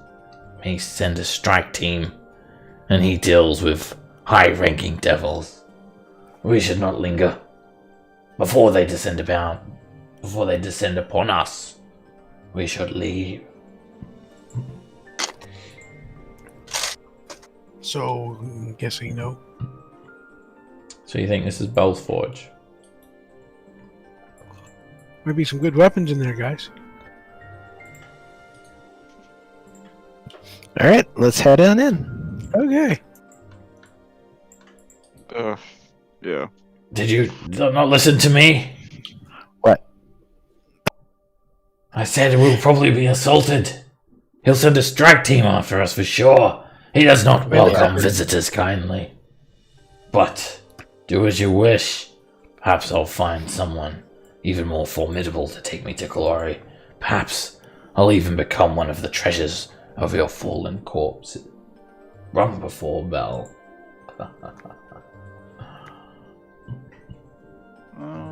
I say we get the fuck out of here.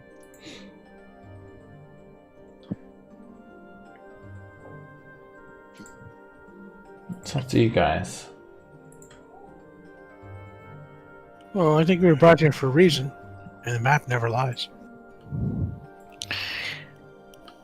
Yeah. I don't think any of us were thinking of this place when we left to travel, so... Yeah, that was weird. So quick question, Seb. Sorry, I'm a little confused. I thought we wanted to talk to Bell so that we could get more information about the shield. Yeah, so you why do. is the shield? But Yeah. you want to get a letter of introduction. You can't just waltz into Bell's Forge and demand to speak to him. Okay, that's right. That's Yeah, right. So we Ralzala said that she can get you a letter of introduction. That's why you're trying to free the Deo. okay. Alright, Then as yeah. you guys have actually lingered here for just a short while now, 12 devils emerge. They start to emerge from the opening. 10 of them are bearded devils. You recognize them, they all pretty much look identical. Purple skin, writhing beards, glaives. 2 of them are a devil that you haven't encountered yet. They're 13 feet tall, they're very slender, they have massive wings and pitchforks, forked tails, wicked looking horns. Some of the most powerful devils, horn devils. They are emerging from Bell's Forge. And they're setting their sights on you guys. You feel like... We'll try to... I think I'm gonna try to run away. Okay. 10 bearded devils and 2 horned devils. Alright. You guys see them and you know that they will definitely attack you. This must be the strike team that Hidden Lord believes that Bell will send after you. You are not sure how he was alerted to your presence as well. It's not like he posts any guards or anything like that. But you guys do manage to escape. You just drive off. They don't chase. They basically scare you guys off. Ward you off. Alright, you guys, you leave the entrance to Bell's Forge and you're back cruising around the hellscape of Avernus. The volcano disappears from view a short time later, and you're back on these barren badlands. Dust in the horizon, rocky terrain, a few ruins scattered here and there, but not much else. Where would you like to go? We're still trying to find a way back to the Emporium. Okay. Try again. Trying to get to the Wandering Emporium. Roll me 4d6. Jeez. You guys are feeling tired. The vehicles have been going non-stop. I'm going to need the vehicles to make constitution saving throws to see how their engines are dealing with such prolonged journey. How about right. Raven's driving one, Zygon's driving one, and Callan's taking a back seat. So how about the three of you roll a d20? And then I'll add on the con bonus, whatever it is for your vehicles. Raven, you're driving the Scavenger. Scavenger's con bonus is a +5. Alright, the vehicle's furnaces are doing good, even though you've been going for like 28 hours straight. And you guys are feeling exhausted. I need everyone to make a constitution save if you're driving or navigating. Callan, you've basically just like, you've gone to sleep. You've just fallen asleep.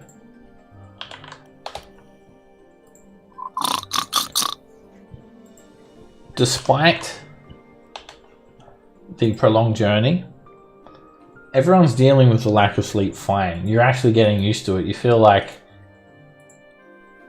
you just get time, it just gets lost upon you here in Avernus, and it's so boring. Like, you're struggling to stay awake because there's nothing to look at the very least.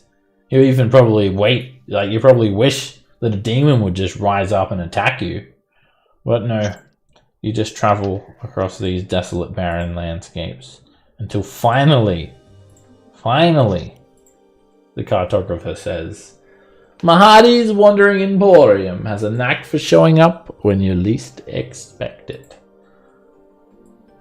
And you guys pull in at Mahadi's Wandering Emporium.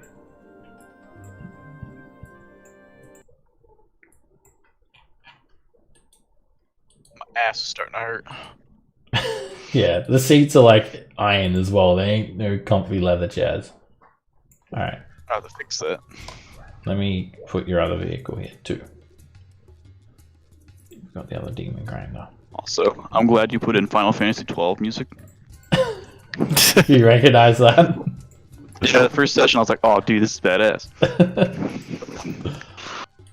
Alright. You guys pull in and Mahadi, like, you can't tell if they've moved or not. The surrounding landscape it's all the same. You're not sure if they've actually, like, this is the same place that you were last time, or they've relocated, but Mahadi greets you in the same manner with a rakish smile on his face. Ah! Look who it is! It's Avernus's newest edition of adventurers. I think it is the same place, just the plane moves around him. He stays still. Perhaps. Ah! Nico, Raven, Boggles, Aiken, Alan Dick, Alan and Zalcor. And, oh. Is Lulu hiding somewhere? He's Yeah, in the glove compartment. Now, A long journey, hey? Don't worry. We'll get you all a nice, good night's rest for you all. You can come and use my spa. We'll get you a feed. You can use my amenities. You can get the finest whole body massage, restoration if you've lost limbs. We'll get you the full works. All you need to do is sign the contract to enter first, my friends. The rules are the same. Sign? Oh, every time you enter, you must sign the contract. Exiting the Wandering Emporium voids it. all right. Take the hit. Yeah, 1 piercing damage as you poke your finger. A sign that you've gotta signed read the it contract. first. Sure. Yeah, You can investigate it, see if he's added in any tricks, and it all looks above board to you, Raven. All right. Cool. All right. Pay the soul coin and go sleep. I'll presume everyone else that's not here, their characters also sign the contract and head on in. All right, you go to Mahadi. You just enter the Wandering Emporium, Raven, and he just says, "Wait! You can't just walk in the tent." I gave you my soul coin. Oh, my friend, you can pay later if you like. You never know what services you may indulge yourself in. It's only customary. Sleep. Okay, but before you sleep, surely you can't sleep on an empty stomach. The food that you've been eating, it surely tastes like ash and piss. I'm really tired, and that the food reminds me of poor Lulu, so I'm just gonna rest. Food reminds you of Lulu? Alright. Oh, it's ashes and tastes like ashes, and Lulu is... Very well then. And alright. As you step out, Raven, he tells you, step out, and step back in. When you step into his green and gold colored tent, you find yourself stepping into this lush spa. Alrighty. Looks like Raven heads off straight away. Yep, find a place to lay down and go to sleep or wherever. Okay. Oh, Mahadi. It's a good place. Alright.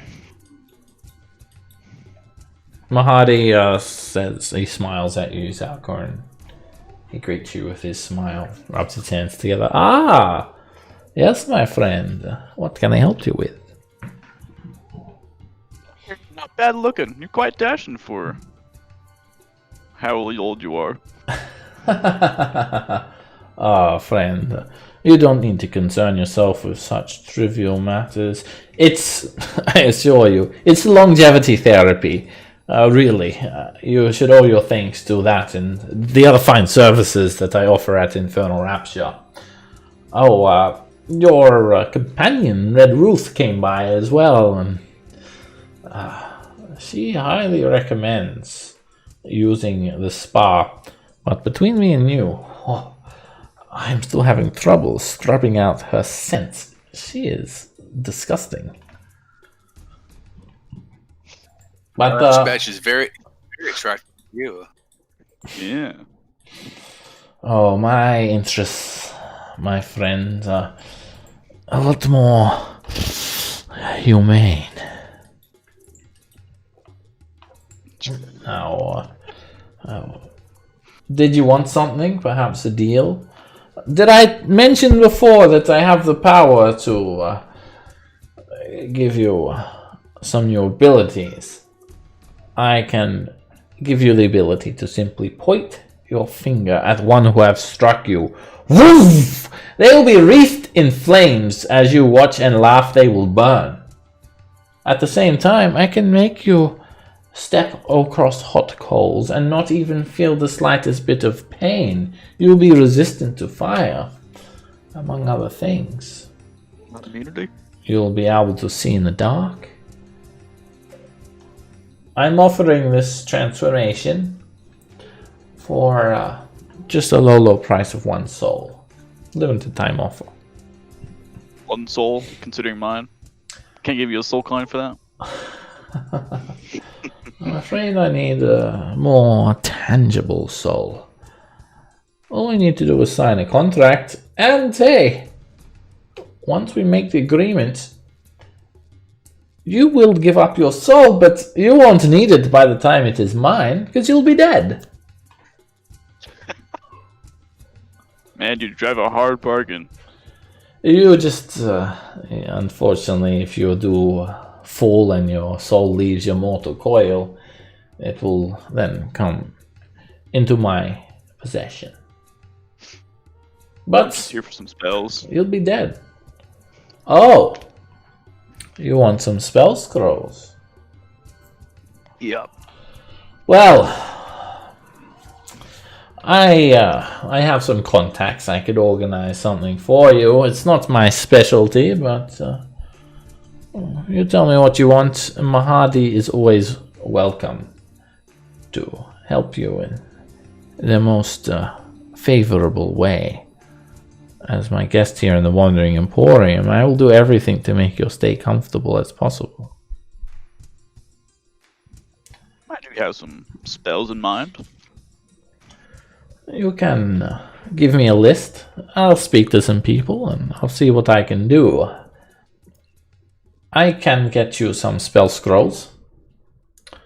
A spell book, on the other hand, if you wish to copy from, it may be a bit harder to procure, perhaps. You could seek out a wizard and slay him and simply take the book. Do you know any wizards? Yeah, I've met a wizard. He's a pretty strong wizard. Goes by the name of Mordenkainen. Mordenkainen. Name doesn't ring a bell, but we have so many travelers here. Whose name does ring a bell is yours, oh my friend Zalcor. Now, what spells would you like? And you can just give me like a list, and then I can tell you prices. He'll be able to get you the scroll, and then you could copy them into your spell book. It'll be following these prices. Where is the handout? So yeah, a first level spell scroll, 50 gold pieces.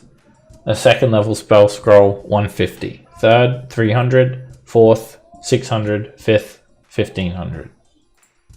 This is an example, but he can.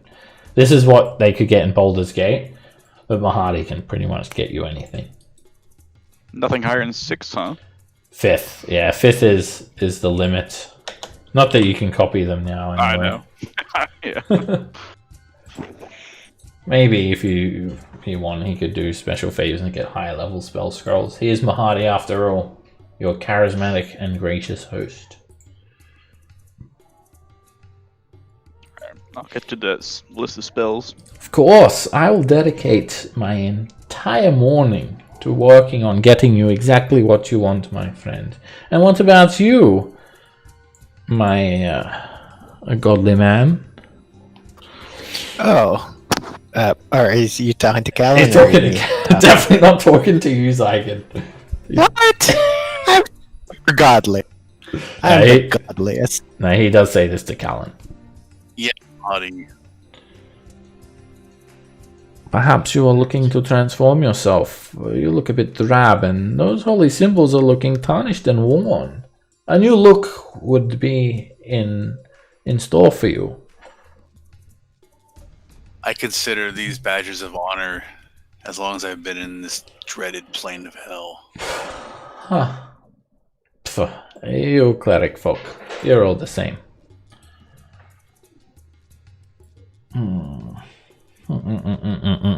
He's like looking around.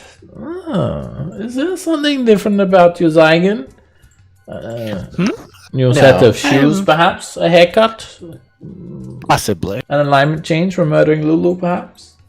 What? Who murdered? That wasn't murder. Also, no. You don't have to keep your secrets from me.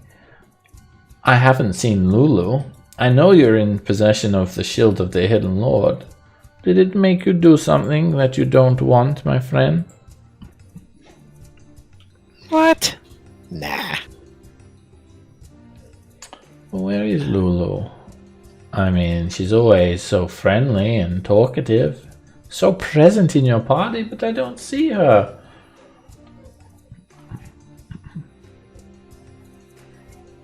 She's occupied. Make a deception check. Yeah.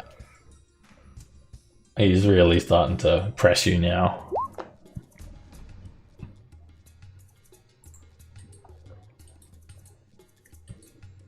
Alright, yeah, Zach, with that list, he can get you all those spell scrolls. The prices use those same prices that I told you just before. They're double because they're spell scrolls.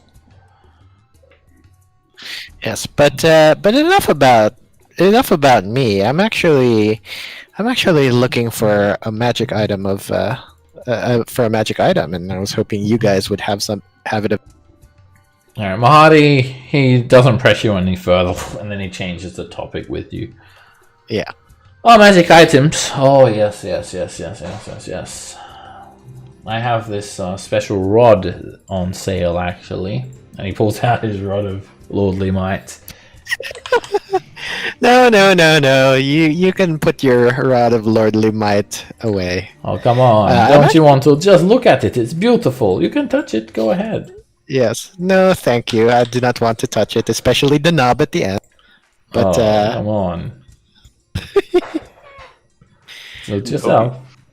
yeah, but I am looking for a what was it? It's Ruby of the War Mage. Oh, Ruby the War Mage. Oh, yes. I thought you were more of a divine caster. Well, it's I've come to realize that you need to use all sorts of abilities here in Avernus, so diversifying might be a useful thing. Perhaps you will be interested in a Dark Shard amulet then. What does that do? It's a focus for warlocks. Okay. So Seb, I would still need to drop, like, if I'm wielding a sword and shield, I would still need to drop my main hand to use it, right? It has to be the ruby, or can I use that? The Dark Shard amulet is like a warlock's version. You can use a Ruby the War Mage, but we'll give you a handout for it so you can check it out. And it will be just 50 gold pieces, and I'll just show it to you. So it's fashioned from a single shard of resilient extraplanar material, originating from the realm of your warlock patron. Funnily enough, it'll be made of infernal iron. But yeah, you can use the amulet as a spellcasting focus for your warlock spells. So yeah, I mean, you still have to follow the rules of. Actually, sorry.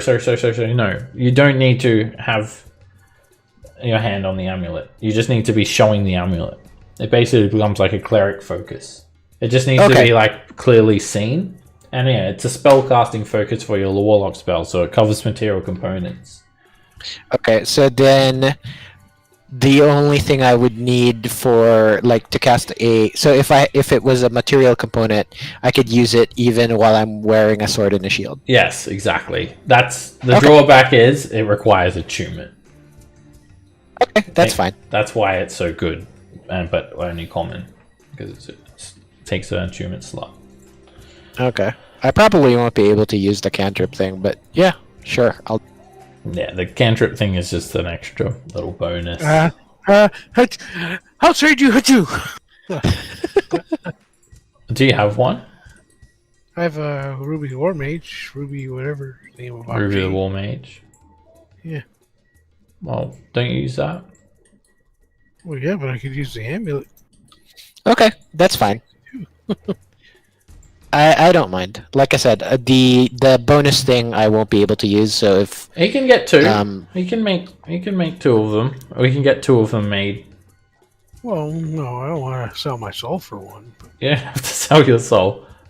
Who makes is one, your you can patron again? Yeah, mine's a Celestial. Celestial. Yours is Dead Lulu. All right. Well, he won't be able to make that. He won't even be able to make a hellish one. Yeah. Okay.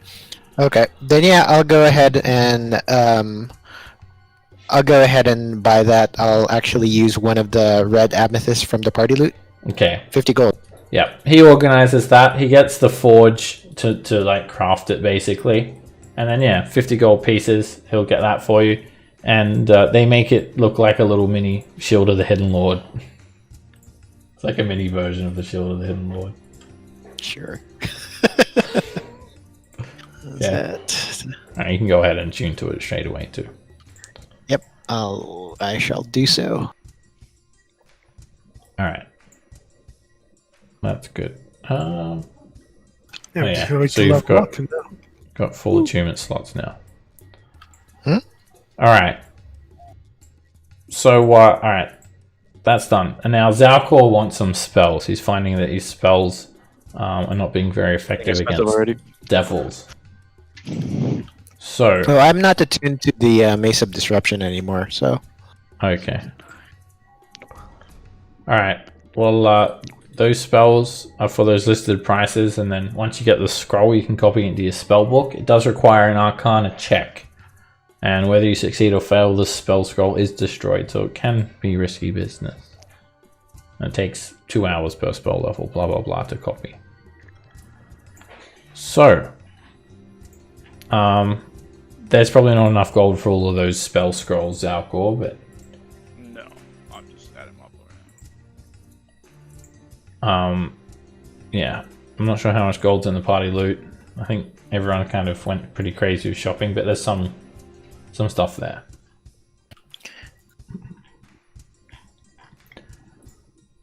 So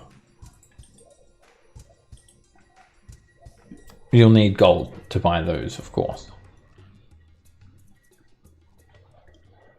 2,400 total.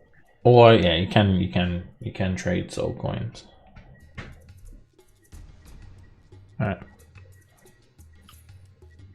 Plus that ring that I asked you. All right. The ring of I don't know mind if that shielding. Ring of mind shielding. I think is that rare? I think it's rare.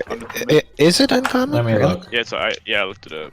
All right, uncommon. Yeah, you can get that pretty easily.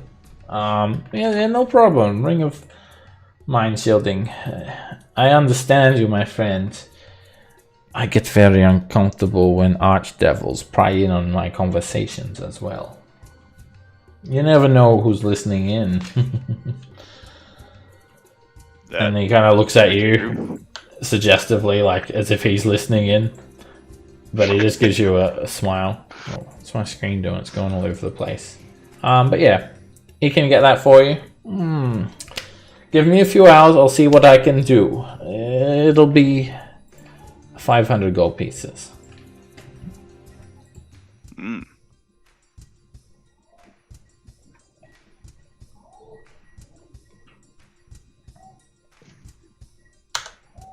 Should I go ahead? Once I make contact with my contact, the deal will be done. You cannot renege on it. Tell me now, should I go and get it? I don't know. What can I sell, guys? I mean, what do we have? We got 4 wooden shields, ball robes, rapier, 12 longswords, 12 shields, 12 longbows. Yeah, you can just go ahead and sell all that stuff. Who's got the party loot? No, it's Nico. No, it's party loot right now. There's an infernal steel rapier. It's gotta be worth something. Alright. Yeah, but we need that for if we want to okay. destroy a soul coin. Okay. Alright, well, so again, do you want to go ahead and tally up the price for the longsword, shields, longbows, half plate, chain shirt, glaives, half the listed PHB price, and just turn that into cash? I'll give you control of the party loot. While you do that, I'll you probably want to sell one of these vehicles too. Right, you've got control of the party loot now. The demon grinder. Or do you want 2 demon grinders? This demon grinder is busted up. It's in very bad condition.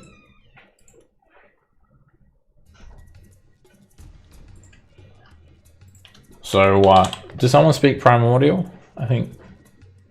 I can cast tongues. So I got that spell scroll from someone in the party. Do you want to cast tongues? No. No spell casting, no fighting, no sections. I know. No, I'm just saying I have that spell, so. But I guess we have to go through, who was it, Bernie? Well, I mean, if you can cast it, we should cast it, because going through her is like going to cost cash.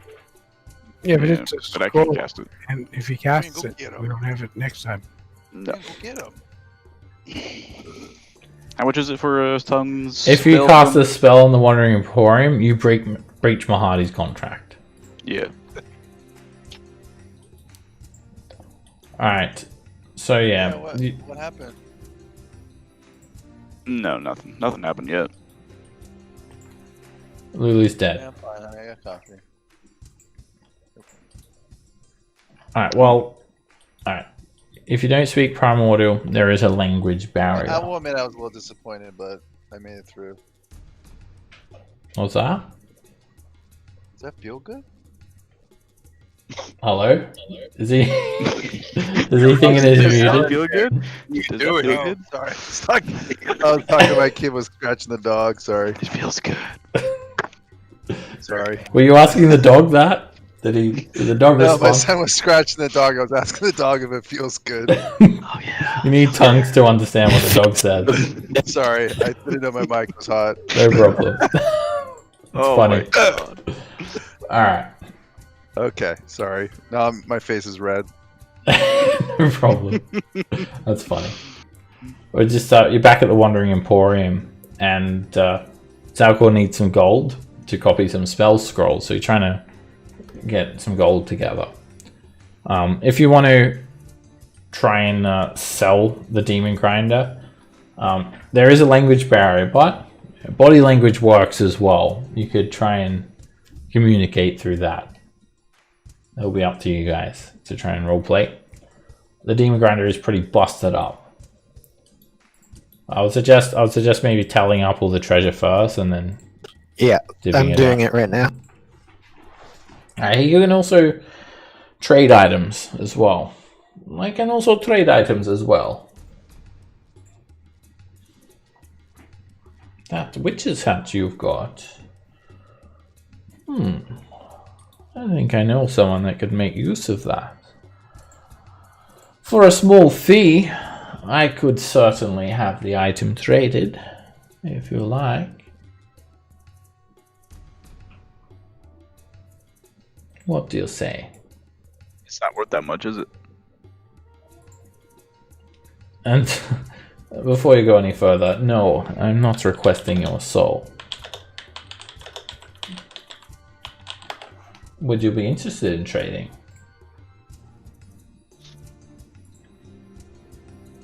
I have no need for it. But I'm not the one that's has a say in the party loot. Everyone has a say.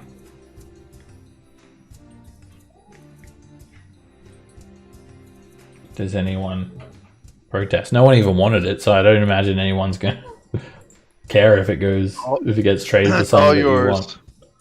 What do you want?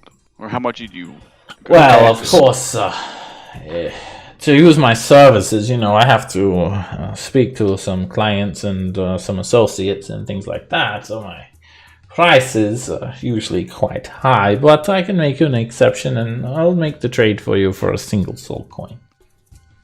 What was the unidentified magic one that's here in the party loot? Is that Did the we identify one of that? magic missiles? No, Oh, that should be something else. Okay, then whatever What we're out of is- the Emporium, I'll identify it.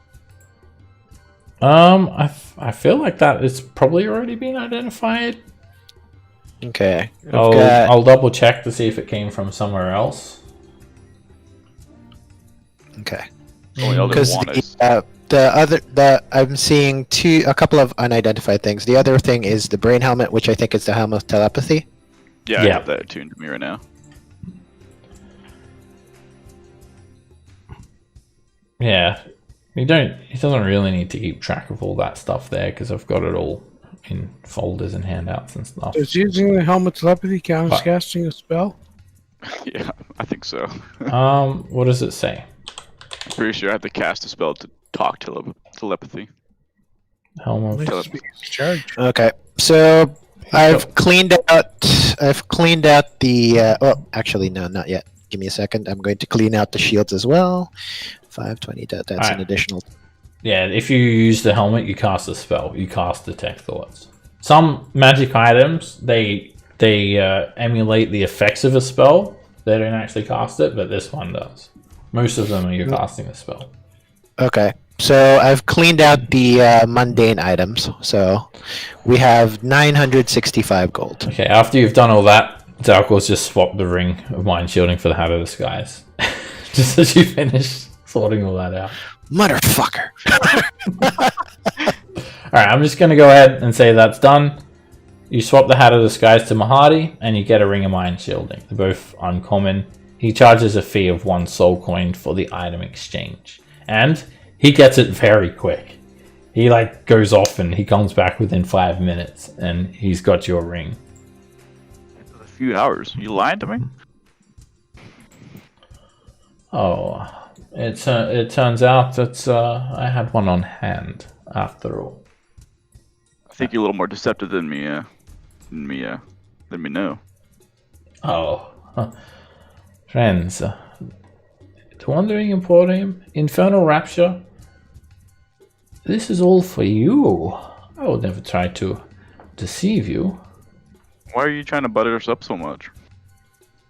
Friends, my business is service, and I want you to feel like a king when you're in my realm. It's what I pride myself on. I will admit, I am disappointed that none of you want my rod. But you'll come around, they always do. That's pretty expensive, ain't it? Oh, it's only a soul. One that you will not need. Alright, and I'll deduct the soul coin as well. So you still got 28 soul coins. Alright, so you're doing a bit of shopping. Now, I think one of the reasons why you came here is to try and get rid of this demon grinder. That and revive Lulu. With the weapons, you can basically just like dump them all out on the ground, and the suits of animated arm will pick them up, and it's pretty obvious that you want to sell them. So the salamander will go ahead and just give you the gold for that. These guys only speak primordial though, so it seems to be a constant problem every time you encounter them.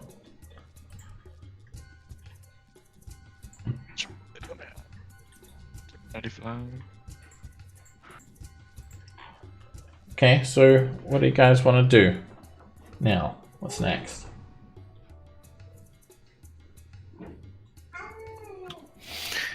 All right. Let's see. So, how much is it to cast tongues, or do we?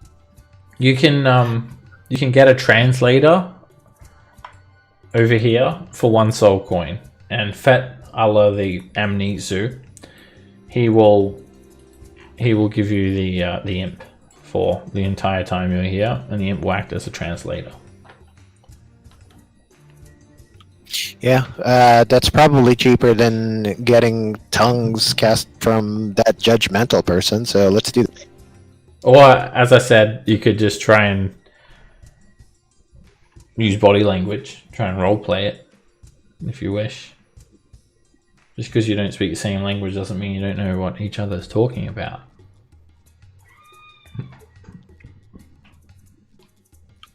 It's up to you guys, but I would be in favor of just paying the soul coin to get the trans.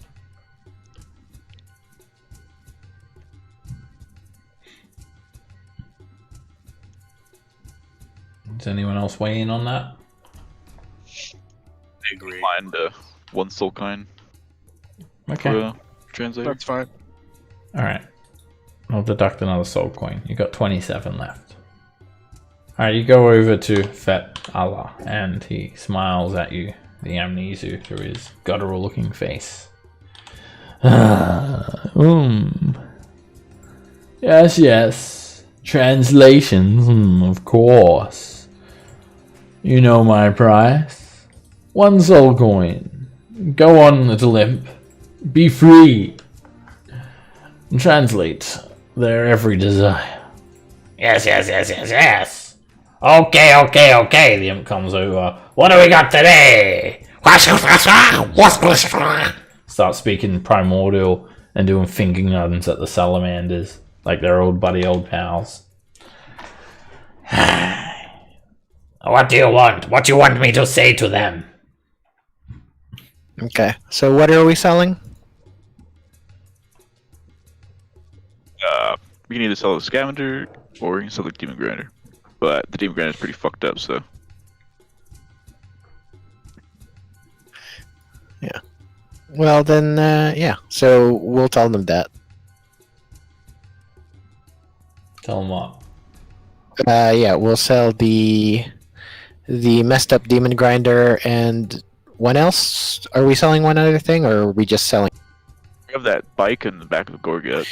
Yeah, we can probably sell the bike as well. Okay. Alright. They take the demon grinder. One of the animated armors jumps in and drives it up to the workshop. Wait, get Lulu's body out of there. Take yeah. Lulu's body out of the glove compartment I guess we should before they compress it It just into a goes in- brick. I totally forgot about that. Just gets set into a car crushing fucking.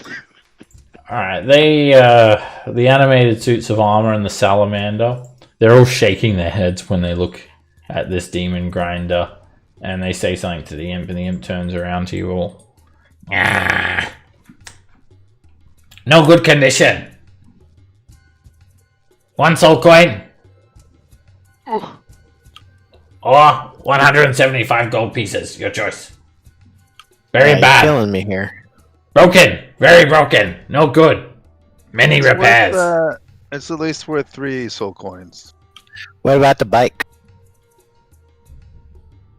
One at a time! Which one you wanting to sell? They have to check! And you can't. And there's no haggling about that. I mean, come on. It's still a demon grinder. You cannot change prices! Only one price! No haggling allowed! And they don't budge at all. There's no negotiations in this lawful world. Yeah, the demon grinder it's fallen apart. It suffered so much damage. It has 7 hit points left out of 150. Out of 200. To repair it, it would cost you guys thousands and thousands and thousands of gold. It's like 50 gold pieces per hit point or something like that. So you can do the math. Maybe you can tinker on it. You can use bits of scrap metal to repair hit points a little bit. Alright, fine. I mean, for me, it's like, alright, whatever. I think the bike is like fresh. I don't think it got touched. Yeah, the bike is new. You wanting to sell this junk? And the imp kicks the demon grinder. Hey, no editorializing. Hey, broken. You're selling? Yeah. Fine. Alright, they take the broken demon grinder and yeah, it's badly battered. So, what you taking? Gold or soul coin? Soul coin. Okay, so yeah, it's 175 gold or 1 soul coin. Alright, you guys take a soul coin, and Salamander hands it to you. Alright, that puts your soul coins back on 28. Okay, now you're saying you want them to check bike, yes? Yes, sir. Okay, me check. Me talk. Okay. You wanting to sell? Bike? 1,500 gold. Or 10 soul coin. Take or leave. Cool.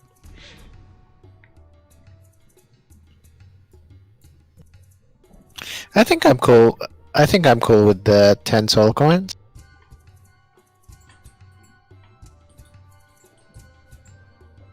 Okay. Okay, deal. Done. Oh wait, should we take, does anyone else weigh in? Should probably make it as a group decision. So, anyone else have a say in that? Well, you know what I want. Yeah, one person said gold, one person said soul coins. So, there are 5 people I'm here. sleeping, so Probably can't do halvesies, huh? Half gold, I'm half gold. sleeping, so whatever. Yeah, Soul and coins. One of the and other. we can't use the soul coins to pay for your spells. No, we need gold. Mahadi will take soul coins. Oh, well, okay. I thought I had to transfer them. Yeah, that's why I figured soul coins, because it's a better exchange rate. Because the exchange rate, I think, is like 1 soul coin is 200 gold. If you were to Or buy thereabout. them. If you were to sell them, you only get 100 each. At the moment, those prices fluctuate. Fluctuate. So it ain't so lawful here.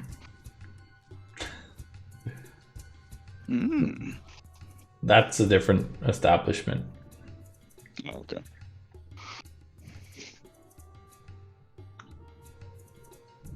So? Yeah. I would prefer soul coin just because it's usable in others for a. I don't object if I can use soul coins for spells. Okay. The salamander takes the devil's right and hands you guys 10 soul coins. Stacks them up nice and neat. You now have 38 soul coins. Take the demon grinder and the devil's right away.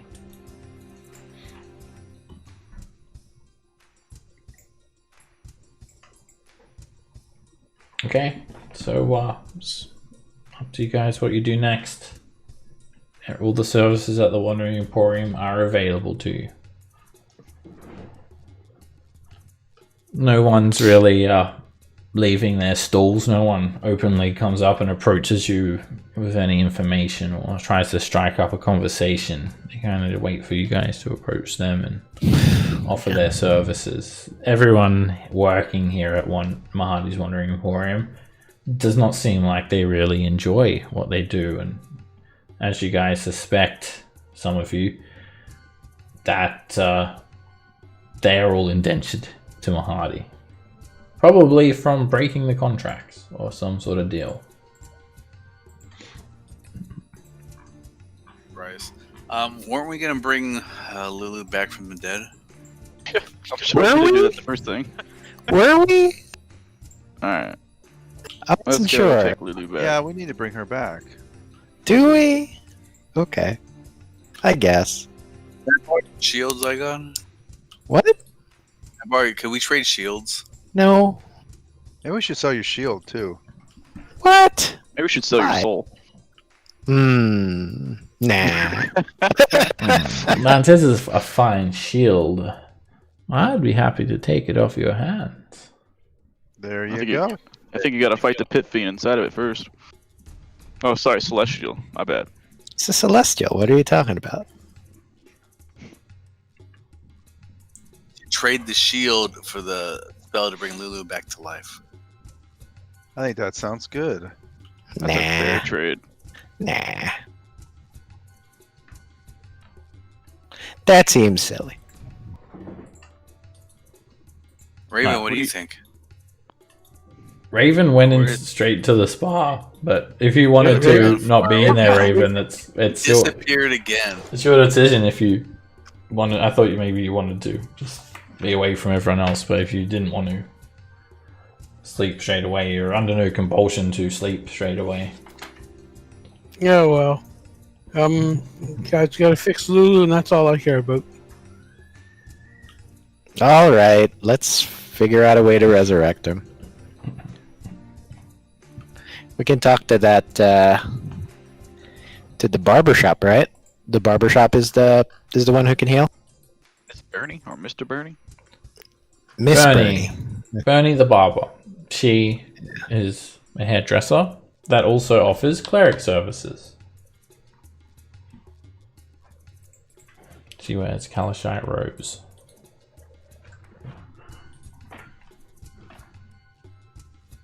have to get her raised dead.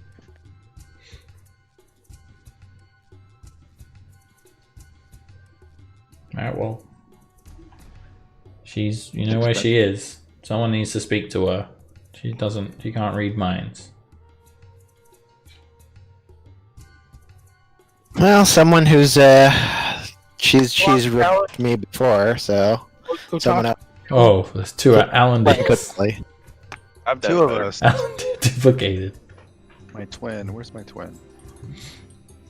It's the good boy. Where's Oh, it's the barber. Well, hello there.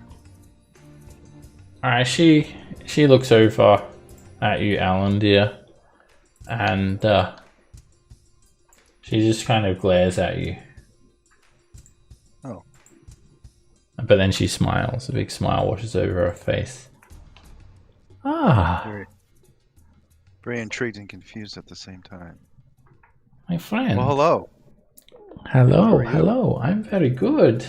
You look beautiful today. I heard that a few times today. Well, thank you. Something has changed about you, my friend. I sense it. It's going to be a new haircut. That will not do. Come and sit down. I'll give you a free shampoo treatment. Sounds good. She sits you down in the seat and she starts washing your hair.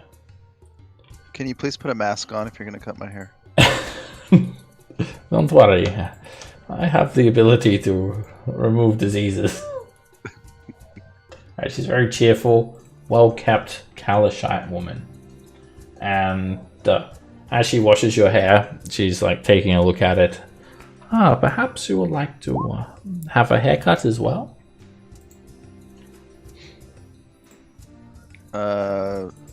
Nah, I like my hair. My hair's good. What about even a trim? You've got some knots here. I can clean it up for your split ends. I'll make you look a little bit more rakish. What will it cost? 1 gold piece is all I ask. That's fair. Say, one of our friends has died. Are you able to bring people back to life? Oh, that is so sad to hear. Our mascot, Lulu. Lulu? The little Holofan? Oh dear. Yeah. Oh. She perished defending us. Oh, that is so very sad.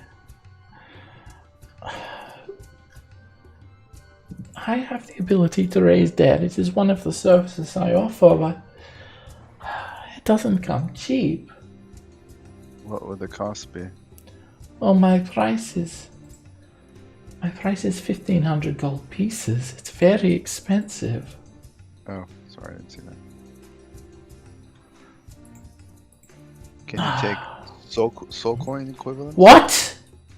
Soul coins? And she You said it. You said it. she almost like tips you off your seat, Alan dear. How dare you? I thought you had changed. Forget about it. Soul coins, I refuse to even touch them. I'm sorry. 1,500 gold? Alright, we'll Listen. come back with the gold. Listen, wait. Perhaps I can give you a discount. I've had a soft spot for Lulu. I can cut the price in half if you can help me. Sure. What would you like us to do for you? I know Bernie? that you're traveling around Avernus. You're trying to make wrongs into rights. And you're traveling around on those war machines to visit many different locations. I was wondering perhaps if you've had any contact with Tiamat or some of Tiamat's followers. We think we make contact with the Black Dragon. I forget the name of the beast. Oh, they are vicious. What happened? It's attacked you, right? They ran away spew like acid. a coward. Yes. Oh, sorry, I should not laugh. They are dangerous. Yes. There are many dragons in Avernus, all dedicated to Tiamat. Have you heard of Arkin the Cruel? Would I have heard of it? Make a think history so. check. Chances are probably not. No, I have not. You forgot. You just already forgot what she just said to you, like 2 seconds ago. All right. Agonizar the what did you say? Arkin the Cruel. He is said to be a general in Tiamat's army. I'm trying to get information about his movements and capabilities. I would be very interested in any information you have about him. Listen, I'll cut you a deal. I'll bring Lulu back for free, but I will expect a 50% deposit on the spell as a down payment. If you can get me information on Arkin the Cruel, about his activities, his whereabouts, his location, what he's up to. If you can return to me with that information, then I'll refund your other 750 gold pieces. Seems fair. So you need a 750 now? Yes. Not that I don't trust you, but I'm not sure if I will see you again. Nothing is that certain in Avernus other than the chaotic actions of a demon. Even devils, although lawful, they can be hard to follow. Yes, I agree. Alright, well, we'll once you're done with my hair, we'll go get... Callan, can you go get Lulu? Sure. Alright, you guys get Lulu's corpse and the 750 gold, and Bernie looks sad. Oh, poor thing. She has been scorched. It looks like someone has punched her corpse. Who would do such a thing? Tell me. Keep away, Zygon, keep away. What cruel creature would do such a thing? Alright. You guys, you've got the party loot, right, Raymond? Yeah. You got that gold and that in there, right? Yeah. So how much was it? Alright, she wants 750, and then Okay. that's like a deposit. And you'll get that back if you can get information about Arkin the Cruel. You may want to make a note of that somewhere, that you need that info. But, yeah, she does a 1-hour ritual, raise dead. And she returns Lulu to life. And this is when Lulu does that cry. There. And Vernie hugs her and calms her down. Lulu is back. You don't need to like roleplay her revival and anything like that. But her soul is free and willing to rejoin the body. And she's in a bad state. -4 on attack rolls, saving throws, and ability checks. She's really badly affected by being brought back from the dead. So she's basically out of commission in terms of combat. She was very quiet as well. And she doesn't say a single word to you, Zygon. She gives you the silent treatment. But she doesn't also say anything like to anyone else. She doesn't complain about being fireballed. Well, actually, I guess she doesn't know that she was fireballed. Yeah, she was fireballed. But she doesn't even query as to what happened to her. She just remembers being hearing the banshees scream, and that's the last thing that she can remember. But Lulu's basically gone into she's kind of gone into a shell. She's retracted. She's become quite distant, and yeah, she doesn't talk a whole lot at the moment. All right, so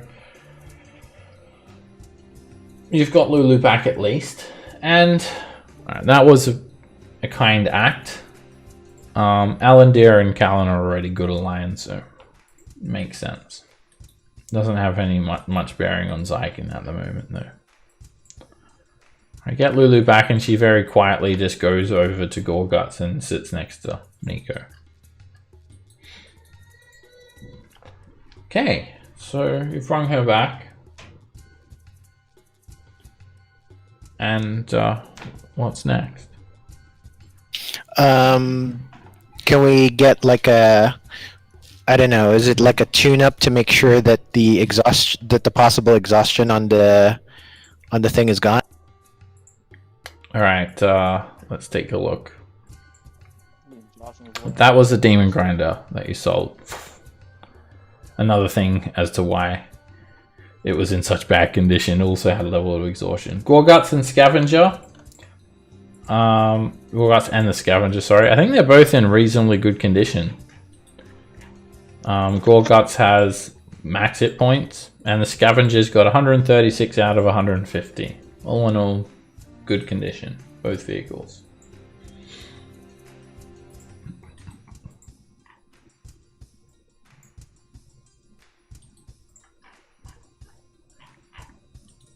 I think if we get a chance, we should get another demon grinder. Alright, Zalko, you wanted to get some spell scrolls now. Alright, so all of those spell scrolls, if you want to pay in soul coins, it'd be a little bit different. It would be 10 soul coins to get all of those spells that you want.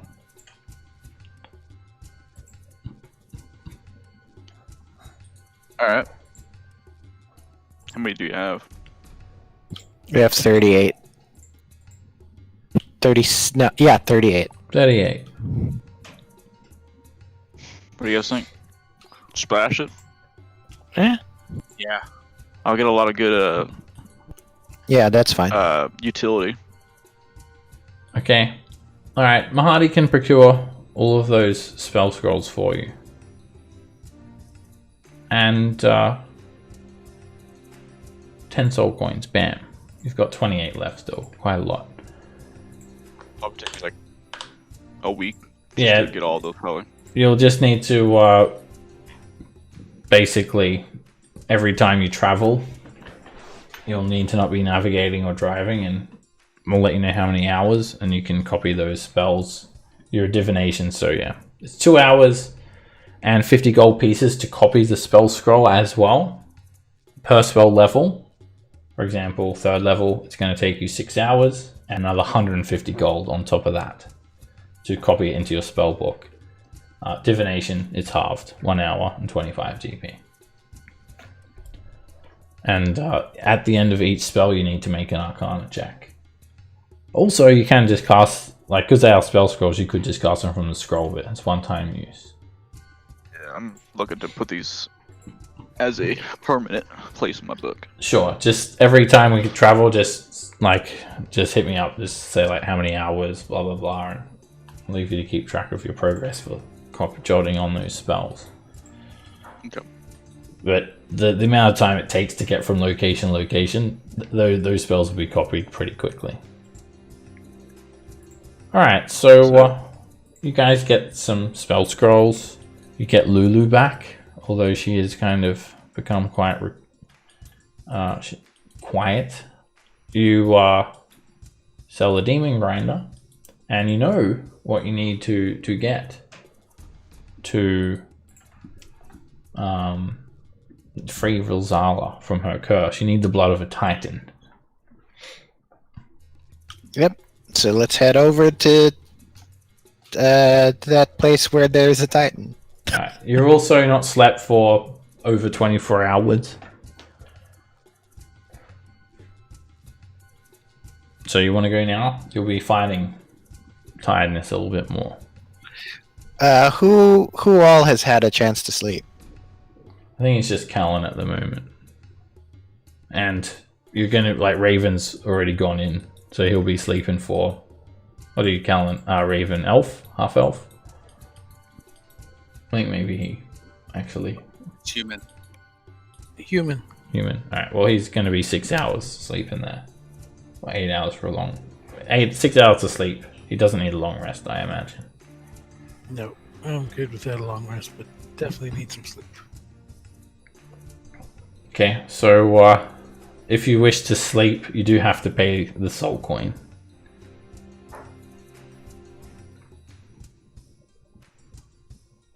Yeah. Alright, Zarkor, you go and sleep? Yeah, I need it. Okay. Yep. You go in there with Raven. You go and sleep as well? Yep, I'll do it. Okay.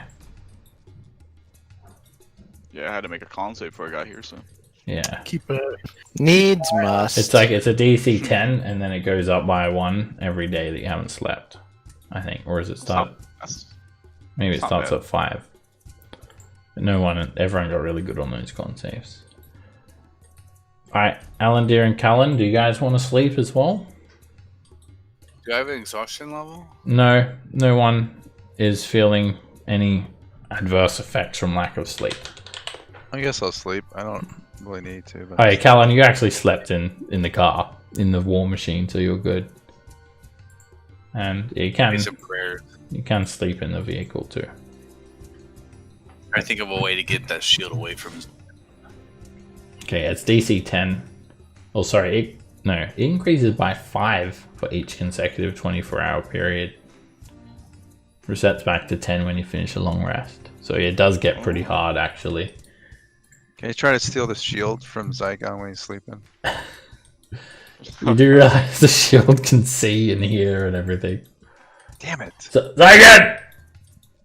Well, I swear to God, I'm gonna punch Lulu again if someone tries to steal me. it's like, oh, Callan, what's up? Hey, dude. Alright, Callan, you're happy to just like hang out? Yeah. Everyone else will sleep. Alright, you guys go to sleep, and as you guys enter Infernal Rapture, you come to this beautiful spa bath. And Mahadi is there. He's dressed in these exotic silk robes, and there is some light music playing. And he tries to like upsell you all of these services, but I imagine that you guys aren't going to partake in them. Like usually the usual spill, all these different services. Despite his best efforts, you guys know that he tries to get as many soul coins out of you as possible. And the next morning when you guys wake up, you find yourselves rejuvenated, and the bill is 4 soul coins. Alright. But he offers you something else. Friends. You have had a nice sleep, but are you hungry? Perhaps a fine meal to complement your stay in Infernal Rapture. I can create a feast for heroes. I'm giving a special discount. Only for today. My usual price for the heroes feast is 5 soul coins today. 1 soul coin each. That's all I ask of you. That's a pretty good spell. 1 soul coin each? Yes. And you can have a feast of heroes. And how many of us are there? 6? 5. Yeah, it's 5.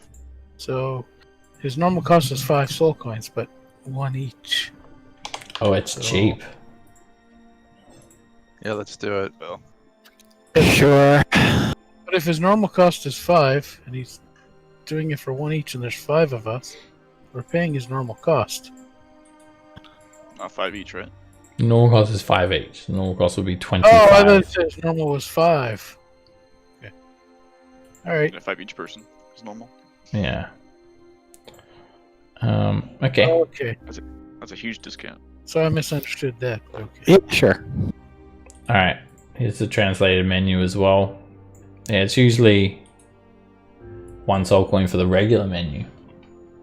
But today's special is 1 soul coin each. Alright, he invites you inside Infernal Rapture again. And when you step through the tent this time, you find yourself on a nice Kalashite style rug with a lavish lacquered wooden table filled with cutlery. The table's set, there's no food on the table, and Mahadi stands there and smiles at you all. I'm afraid we don't have any menus today, my friends. Because you have the hero's feast! You can eat to your heart's desire. Whatever you wish, it will appear before you! And just like that, whatever your favorite food is, it just explodes all over the table, piling up high, falling off the sides of the table, falling into your lap. Not only that, there are a number of exotic foods that look tantalizing. Things that smell absolutely delicious. Wine or coffee or whatever you want to drink. There's no night or day in Avernus. Ale, whatever you want. And it just keeps on appearing and appearing and appearing. When you finish one of your favorite dishes, more of that food appears. And it takes you guys an hour to eat. Everyone roll me 2d10. Lulu, have some food. Stick with me and Bims. We'll take care of you. Lulu's not with you. Oh, I thought they raised her. I'm going to increase everyone's max hit points. So Alan dear, your new max 67. Bam. Zalcor, your new max is 67.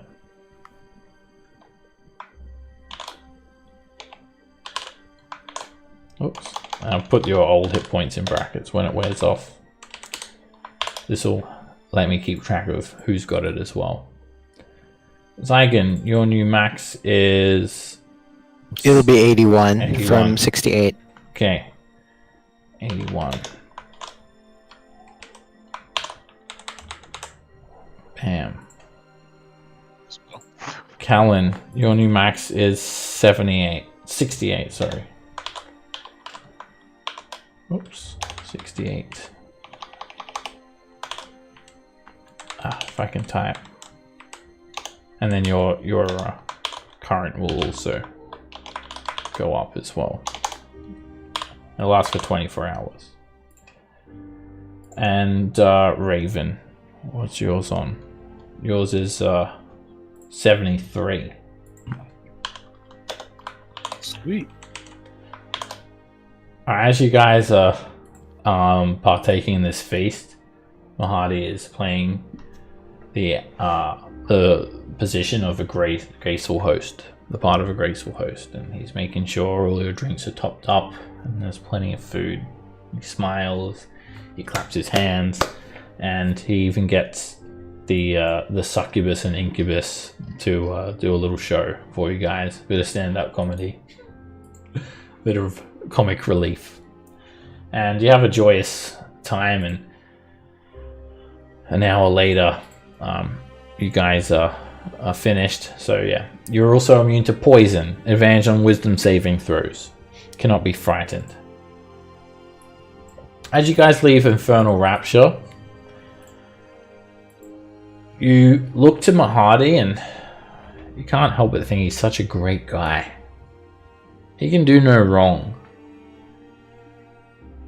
You all look to Mahadi and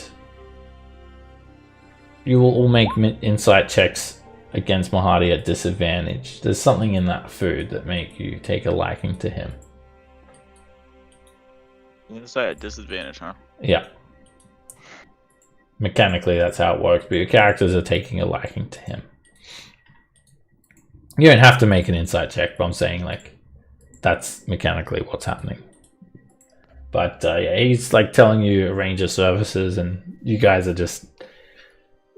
It's like it's like the hero's feast is coming out of his mouth and going into yours. You're loving it. Every word he says, you're hanging on his next word.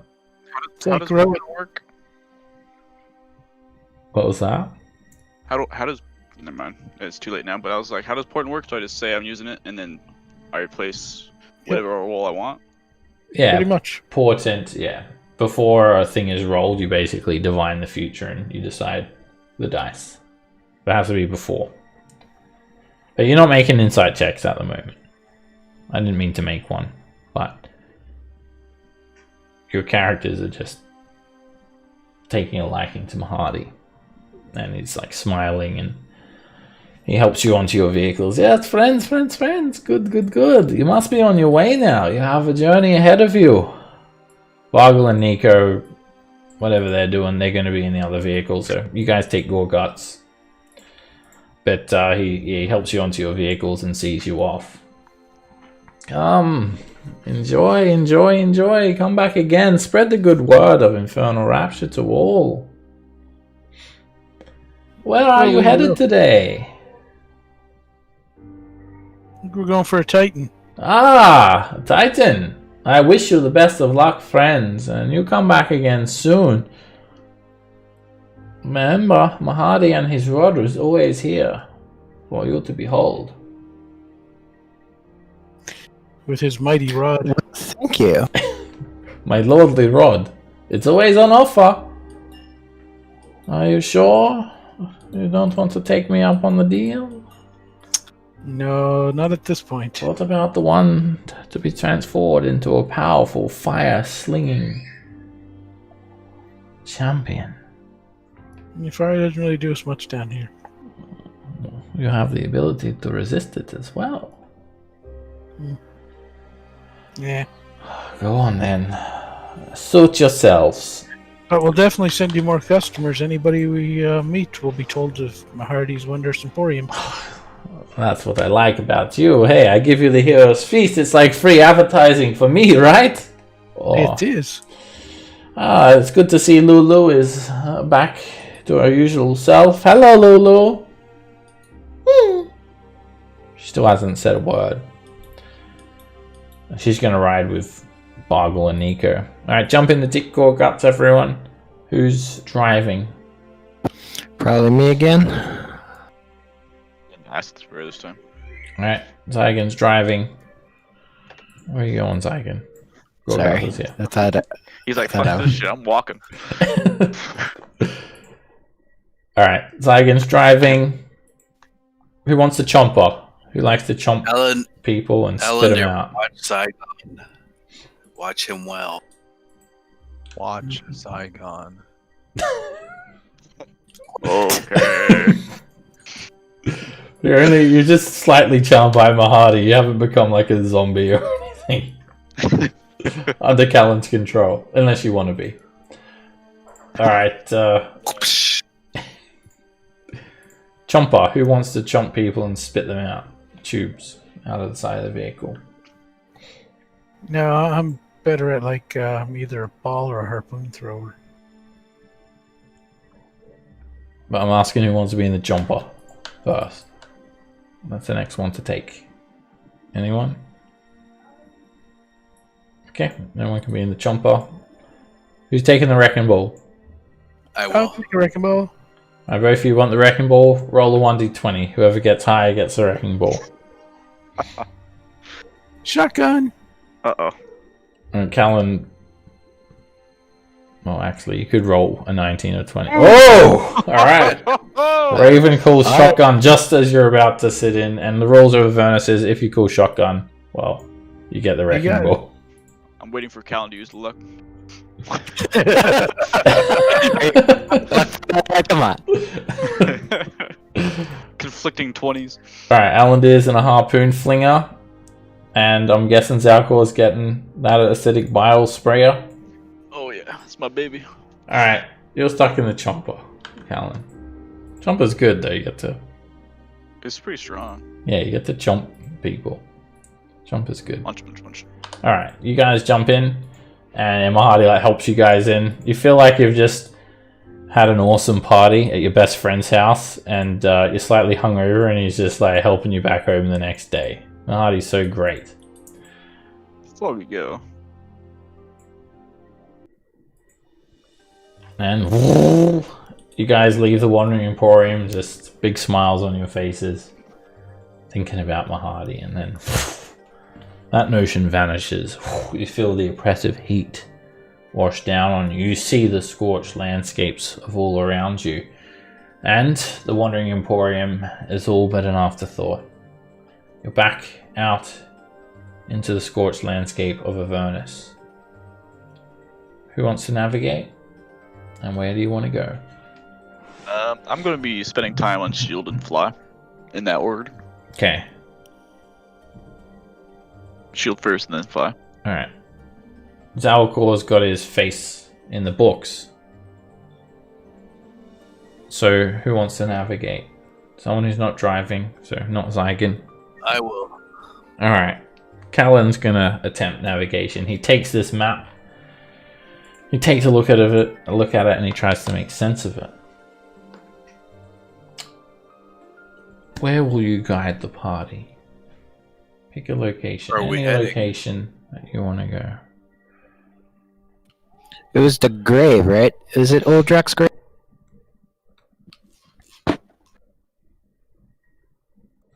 that where you guys want to go?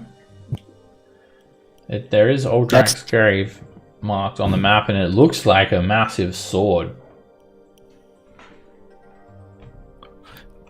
Or guide us there. I'll say a prayer to her. Alright. You go on Oldrak's grave, try and find this Titan so you can get its blood. Roll 2d4, Callan. Like shoes.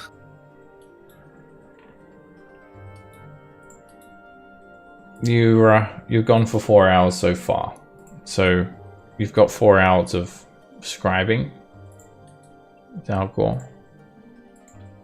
So that's like what Shield's first level, so it costs you what, 4 hours.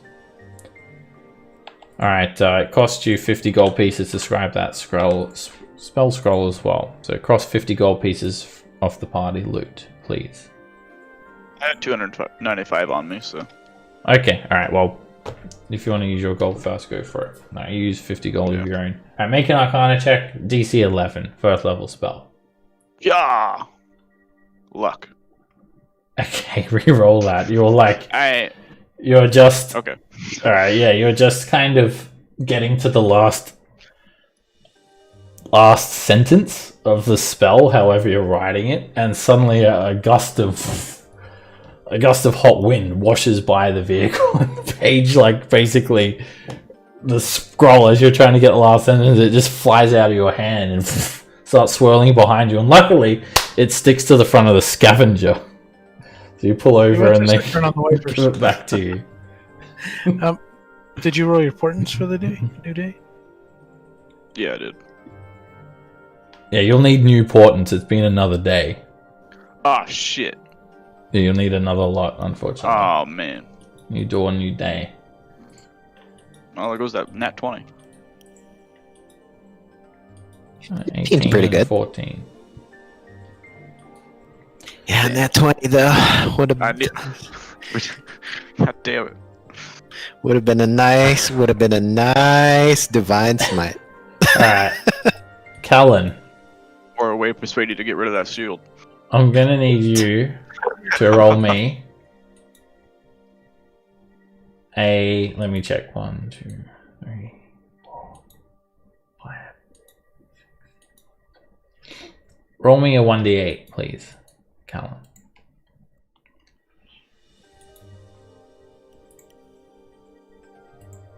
It's been a few hours. You're all feeling fresh. You're ready to continue to the next leg of your journey, trying to get this blood. And the cartographer speaks. He says, "Mirror, mirror, made of ice, look within, but at what price?" And all of a sudden, you guys come across a giant slab of ice. It's just wedged into the ground at the end of a craggy ravine. God It's damn it! very- I think we should burn the map.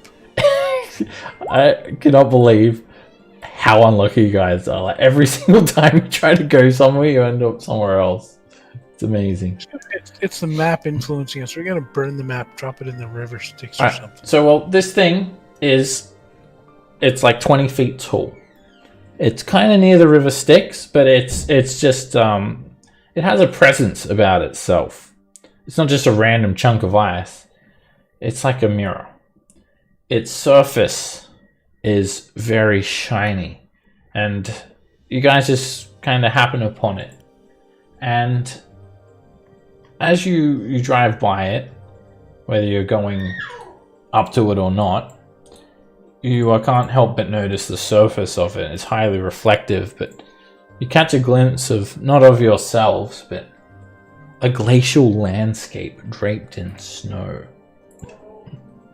There's also these 13 feet tall obsidian pillars forming an arch, emblazoned with infernal runes that are glowing red, just next to the mirror. It's shiny.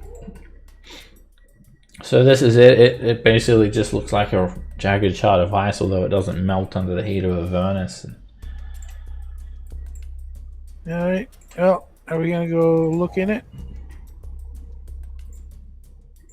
Find Mr. Mephistopheles, or Let's go. Time shall guide us. Not we'll start Olgar's having grave. dreams about cats. Alright, well, you're Alright. still in Gorguts at the moment. You've kind of just slowed to a dead stop, and you've slightly glimpsed this mirror. There's some icy landscape inside. What do you guys want to do? You want to get out and take a look. The cartographer says, "Mirror, mirror made of ice, look within, but at what price?"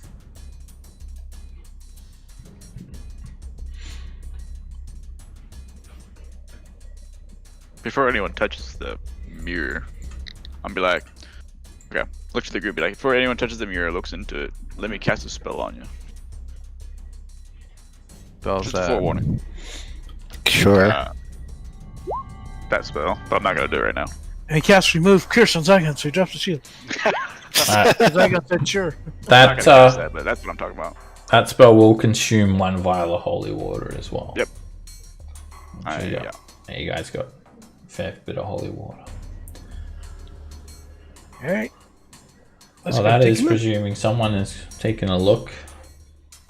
Yeah, it's if someone's actually going to go at the mirror and be like, saying this.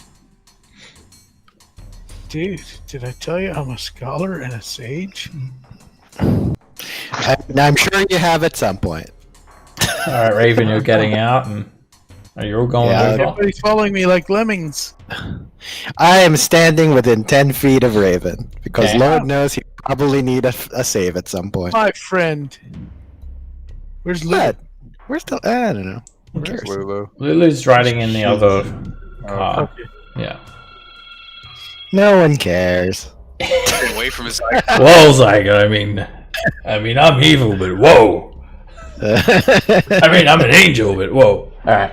Yeah. So, I'm not evil. What are you talking about? anyone who wants to gaze into the mirror to make sense of what you see, I'll need you guys to make an Arcana check.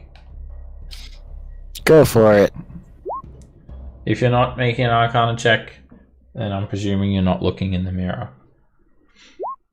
You're not gazing into it. I'm just here as the muscle. And also to make sure that Gorguts doesn't get stolen again. I'll look into it and cast protection from evil and good on myself then. If Okay. everyone's gonna look at it. And I'll do a Arcana check on it. Right, cast protection from evil and good, warding yourself. You take a look inside, and you're unsure what you're seeing, or at least the landscape. It's a frozen wasteland. The wasteland, okay, you can guess, you can make guesses. This is most likely the plane of Stygia, which is like the frozen 8th layer of the 9 hells. Sorry, Cania, not Stygia. Stygia is the other one that's frozen. Cania is the 8th layer. So you can identify that easily enough. You know this is the mirror of Mephistopheles. Mephistopheles is the ruler of the 8th level of the 9 hells. Sorry. But it's something else that you see in the distance that you don't recognize. So the 4 of you have stared into it. The other one, is not looking into it. Zygon's not looking. I am here as a mobile. They're gonna make a save, and I need to be in range to do it. He's facing the No, you don't card. Yeah. think people are going to make a save. All right, so what you see is yourselves Please stay. making please come saving back, sir. throws. I'm just fucking guys. I mean, Bitty, give me shiny. Okay, no. All right, so what you guys see is your reflections, as if you're inside the mirror. You appear as a soulless, haggard, encrusted with rime. You're in a frozen tundra. Icicles cling from your face. You're bent over. Your arms are dangling down. There's a hollow look in your eyes, and you look like you've been subject to death by freezing. Amongst this all, as the four of you stand there in this desolate frozen tundra, it's desolate save for a tower in the far distance. The tower is made of ice, but none of you recognize the tower. You don't know what it is. It's just a tower, frozen tower. Everyone make an intelligence saving throw. Zachary, you'll have advantage because you took the initiative of protection from evil. I have. Okay. Yeah, +5. Awesome, that makes me a 6. Yeah, this would be magical as well. If you guys would hold on, I could have used port on one of you guys. But Alright, Colin, you're gonna re-roll with lucky. Can that reroll be important? yeah, it can be. It's any D20. It'll be 18. By the gods. I'm pretty sure. Yeah, I can use Portent for that. Yeah, it It's should any work. D20 roll. Yeah, because you basically the next choose dice he one rolls, timely. you choose it with Portent. Yeah, you can Yeah. place attack roll saving throw ability check. Okay. Alright, well you Portent it before you roll. And what did you give him? The 18. I'll give him 18. Okay. Alright, that puts him on a... I'm going to use my An inspiration to roll again. Thank you. Inspiration's not a reroll, it's advantage. Oh, Yeah, okay. 18, so that's a 23. Okay. So... And Alan Deer got a 15. Okay. Alan Deer and Raven, you're both stunned. Okay, what else is Stunned yet? Stunned. Oh. Zalcor and Callan, you guys are fine. Are you guys that made the saving throw? You're just still seeing the same scene. But Callan, Alan Deer, sorry, Raven and Alan Deer, you guys are seeing something very different. You're looking into your eyes, your own haggard eyes in the mirror. Whoa. And this ice cold feeling just overwhelms you. You feel as if you're freezing to the bone. And all of a sudden, you just kind of snap out of that. And you've got no idea what the hell just happened to you. Everyone else saw them frozen for a minute. One whole minute. They're just staring, their eyes locked onto this frozen landscape. How do you guys react? How do you feel? What happened? What happened? What are you guys looking at? And why are these guys looking more stunned than normal? So cold. I'm so cold. Alright, I'm gonna so these two look like they're mobile, right? Well, these two look like Yeah, they're basically like they're daydreaming. They're just staring into the mirror, like something's captured Okay. their gaze. And... I'm going to try to pull them away from the mirror. Okay, all right. You pull them away from the mirror, and they're just like dolls, rag dolls. They're ragdolling about. They're still standing, but they're not responding. Their heads are just kind of hanging down, and Alan Deer is just kind of murmuring how cold he is. Yeah. So I'm going to try to go to Raven and try to try to slap him awake. Wake up! It's and No, and not inside Lulu. I'm not Lulu. You can speak falteringly. All right, yeah. You see that slapping him over the face doesn't work. I tried again just to be sure. Alright, you slap him again, and yeah, Yeah, sure. you're just slapping him because it's fun to slap him. Yeah. No, I was just trying. Oh, this is awesome! Hey, the in-law says, you guys should try this. It's funny. It's better than slapping Lulu. Well, maybe we'll try both later. All right. Okay. They snap out of it, and Once they're snapped out of it, you've pulled them away from the mirror, they're back to their normal selves. The icy feeling has kind of gone away as well.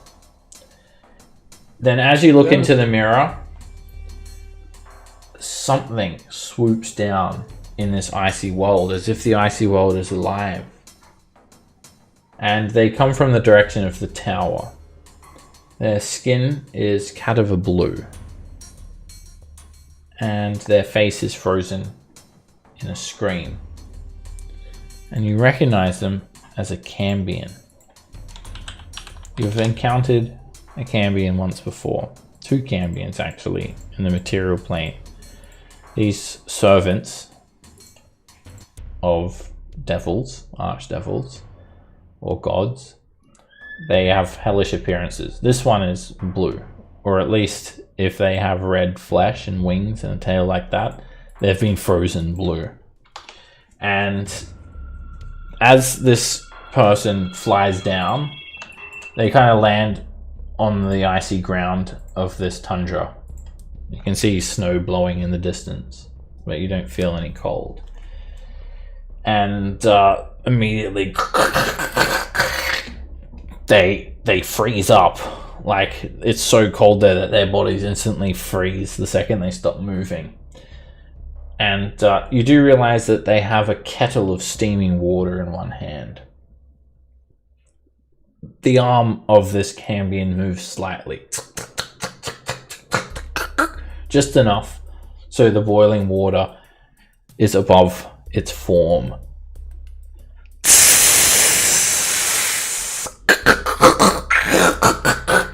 It tips the steaming water over itself, defrosting its face, thawing it for just a brief moment, so it can let out an utterance. And as it opens its mouth to speak, we'll end the session here.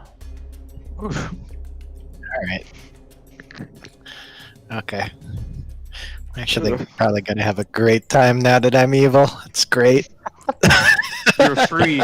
Your chains have been severed. Mhm. When in Rome. Uh-huh. If you wish to embrace the evil Zygon, you can become a fallen paladin if you want, an Oathbreaker. If you don't want that and you continue the evil path, it will happen anyway. Okay. Well, we'll see. I mean, I'm like, if it happens, if it happens, it happens. Okay. Was it the fireball on Lulu that put you over? Yeah, I guess so. I mean, the roles dictated it, but yeah, it was like I was talking earlier. It's probably like just realizing that, you know, just cutting loose is so much freeing, and you get more, like, it's so much easier.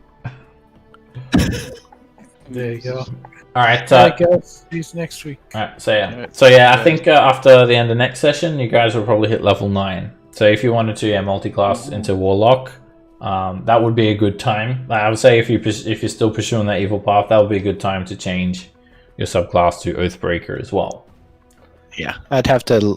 Yeah. That's up to you if you want to make that change. If not, you'll have to try and find redemption. Okay.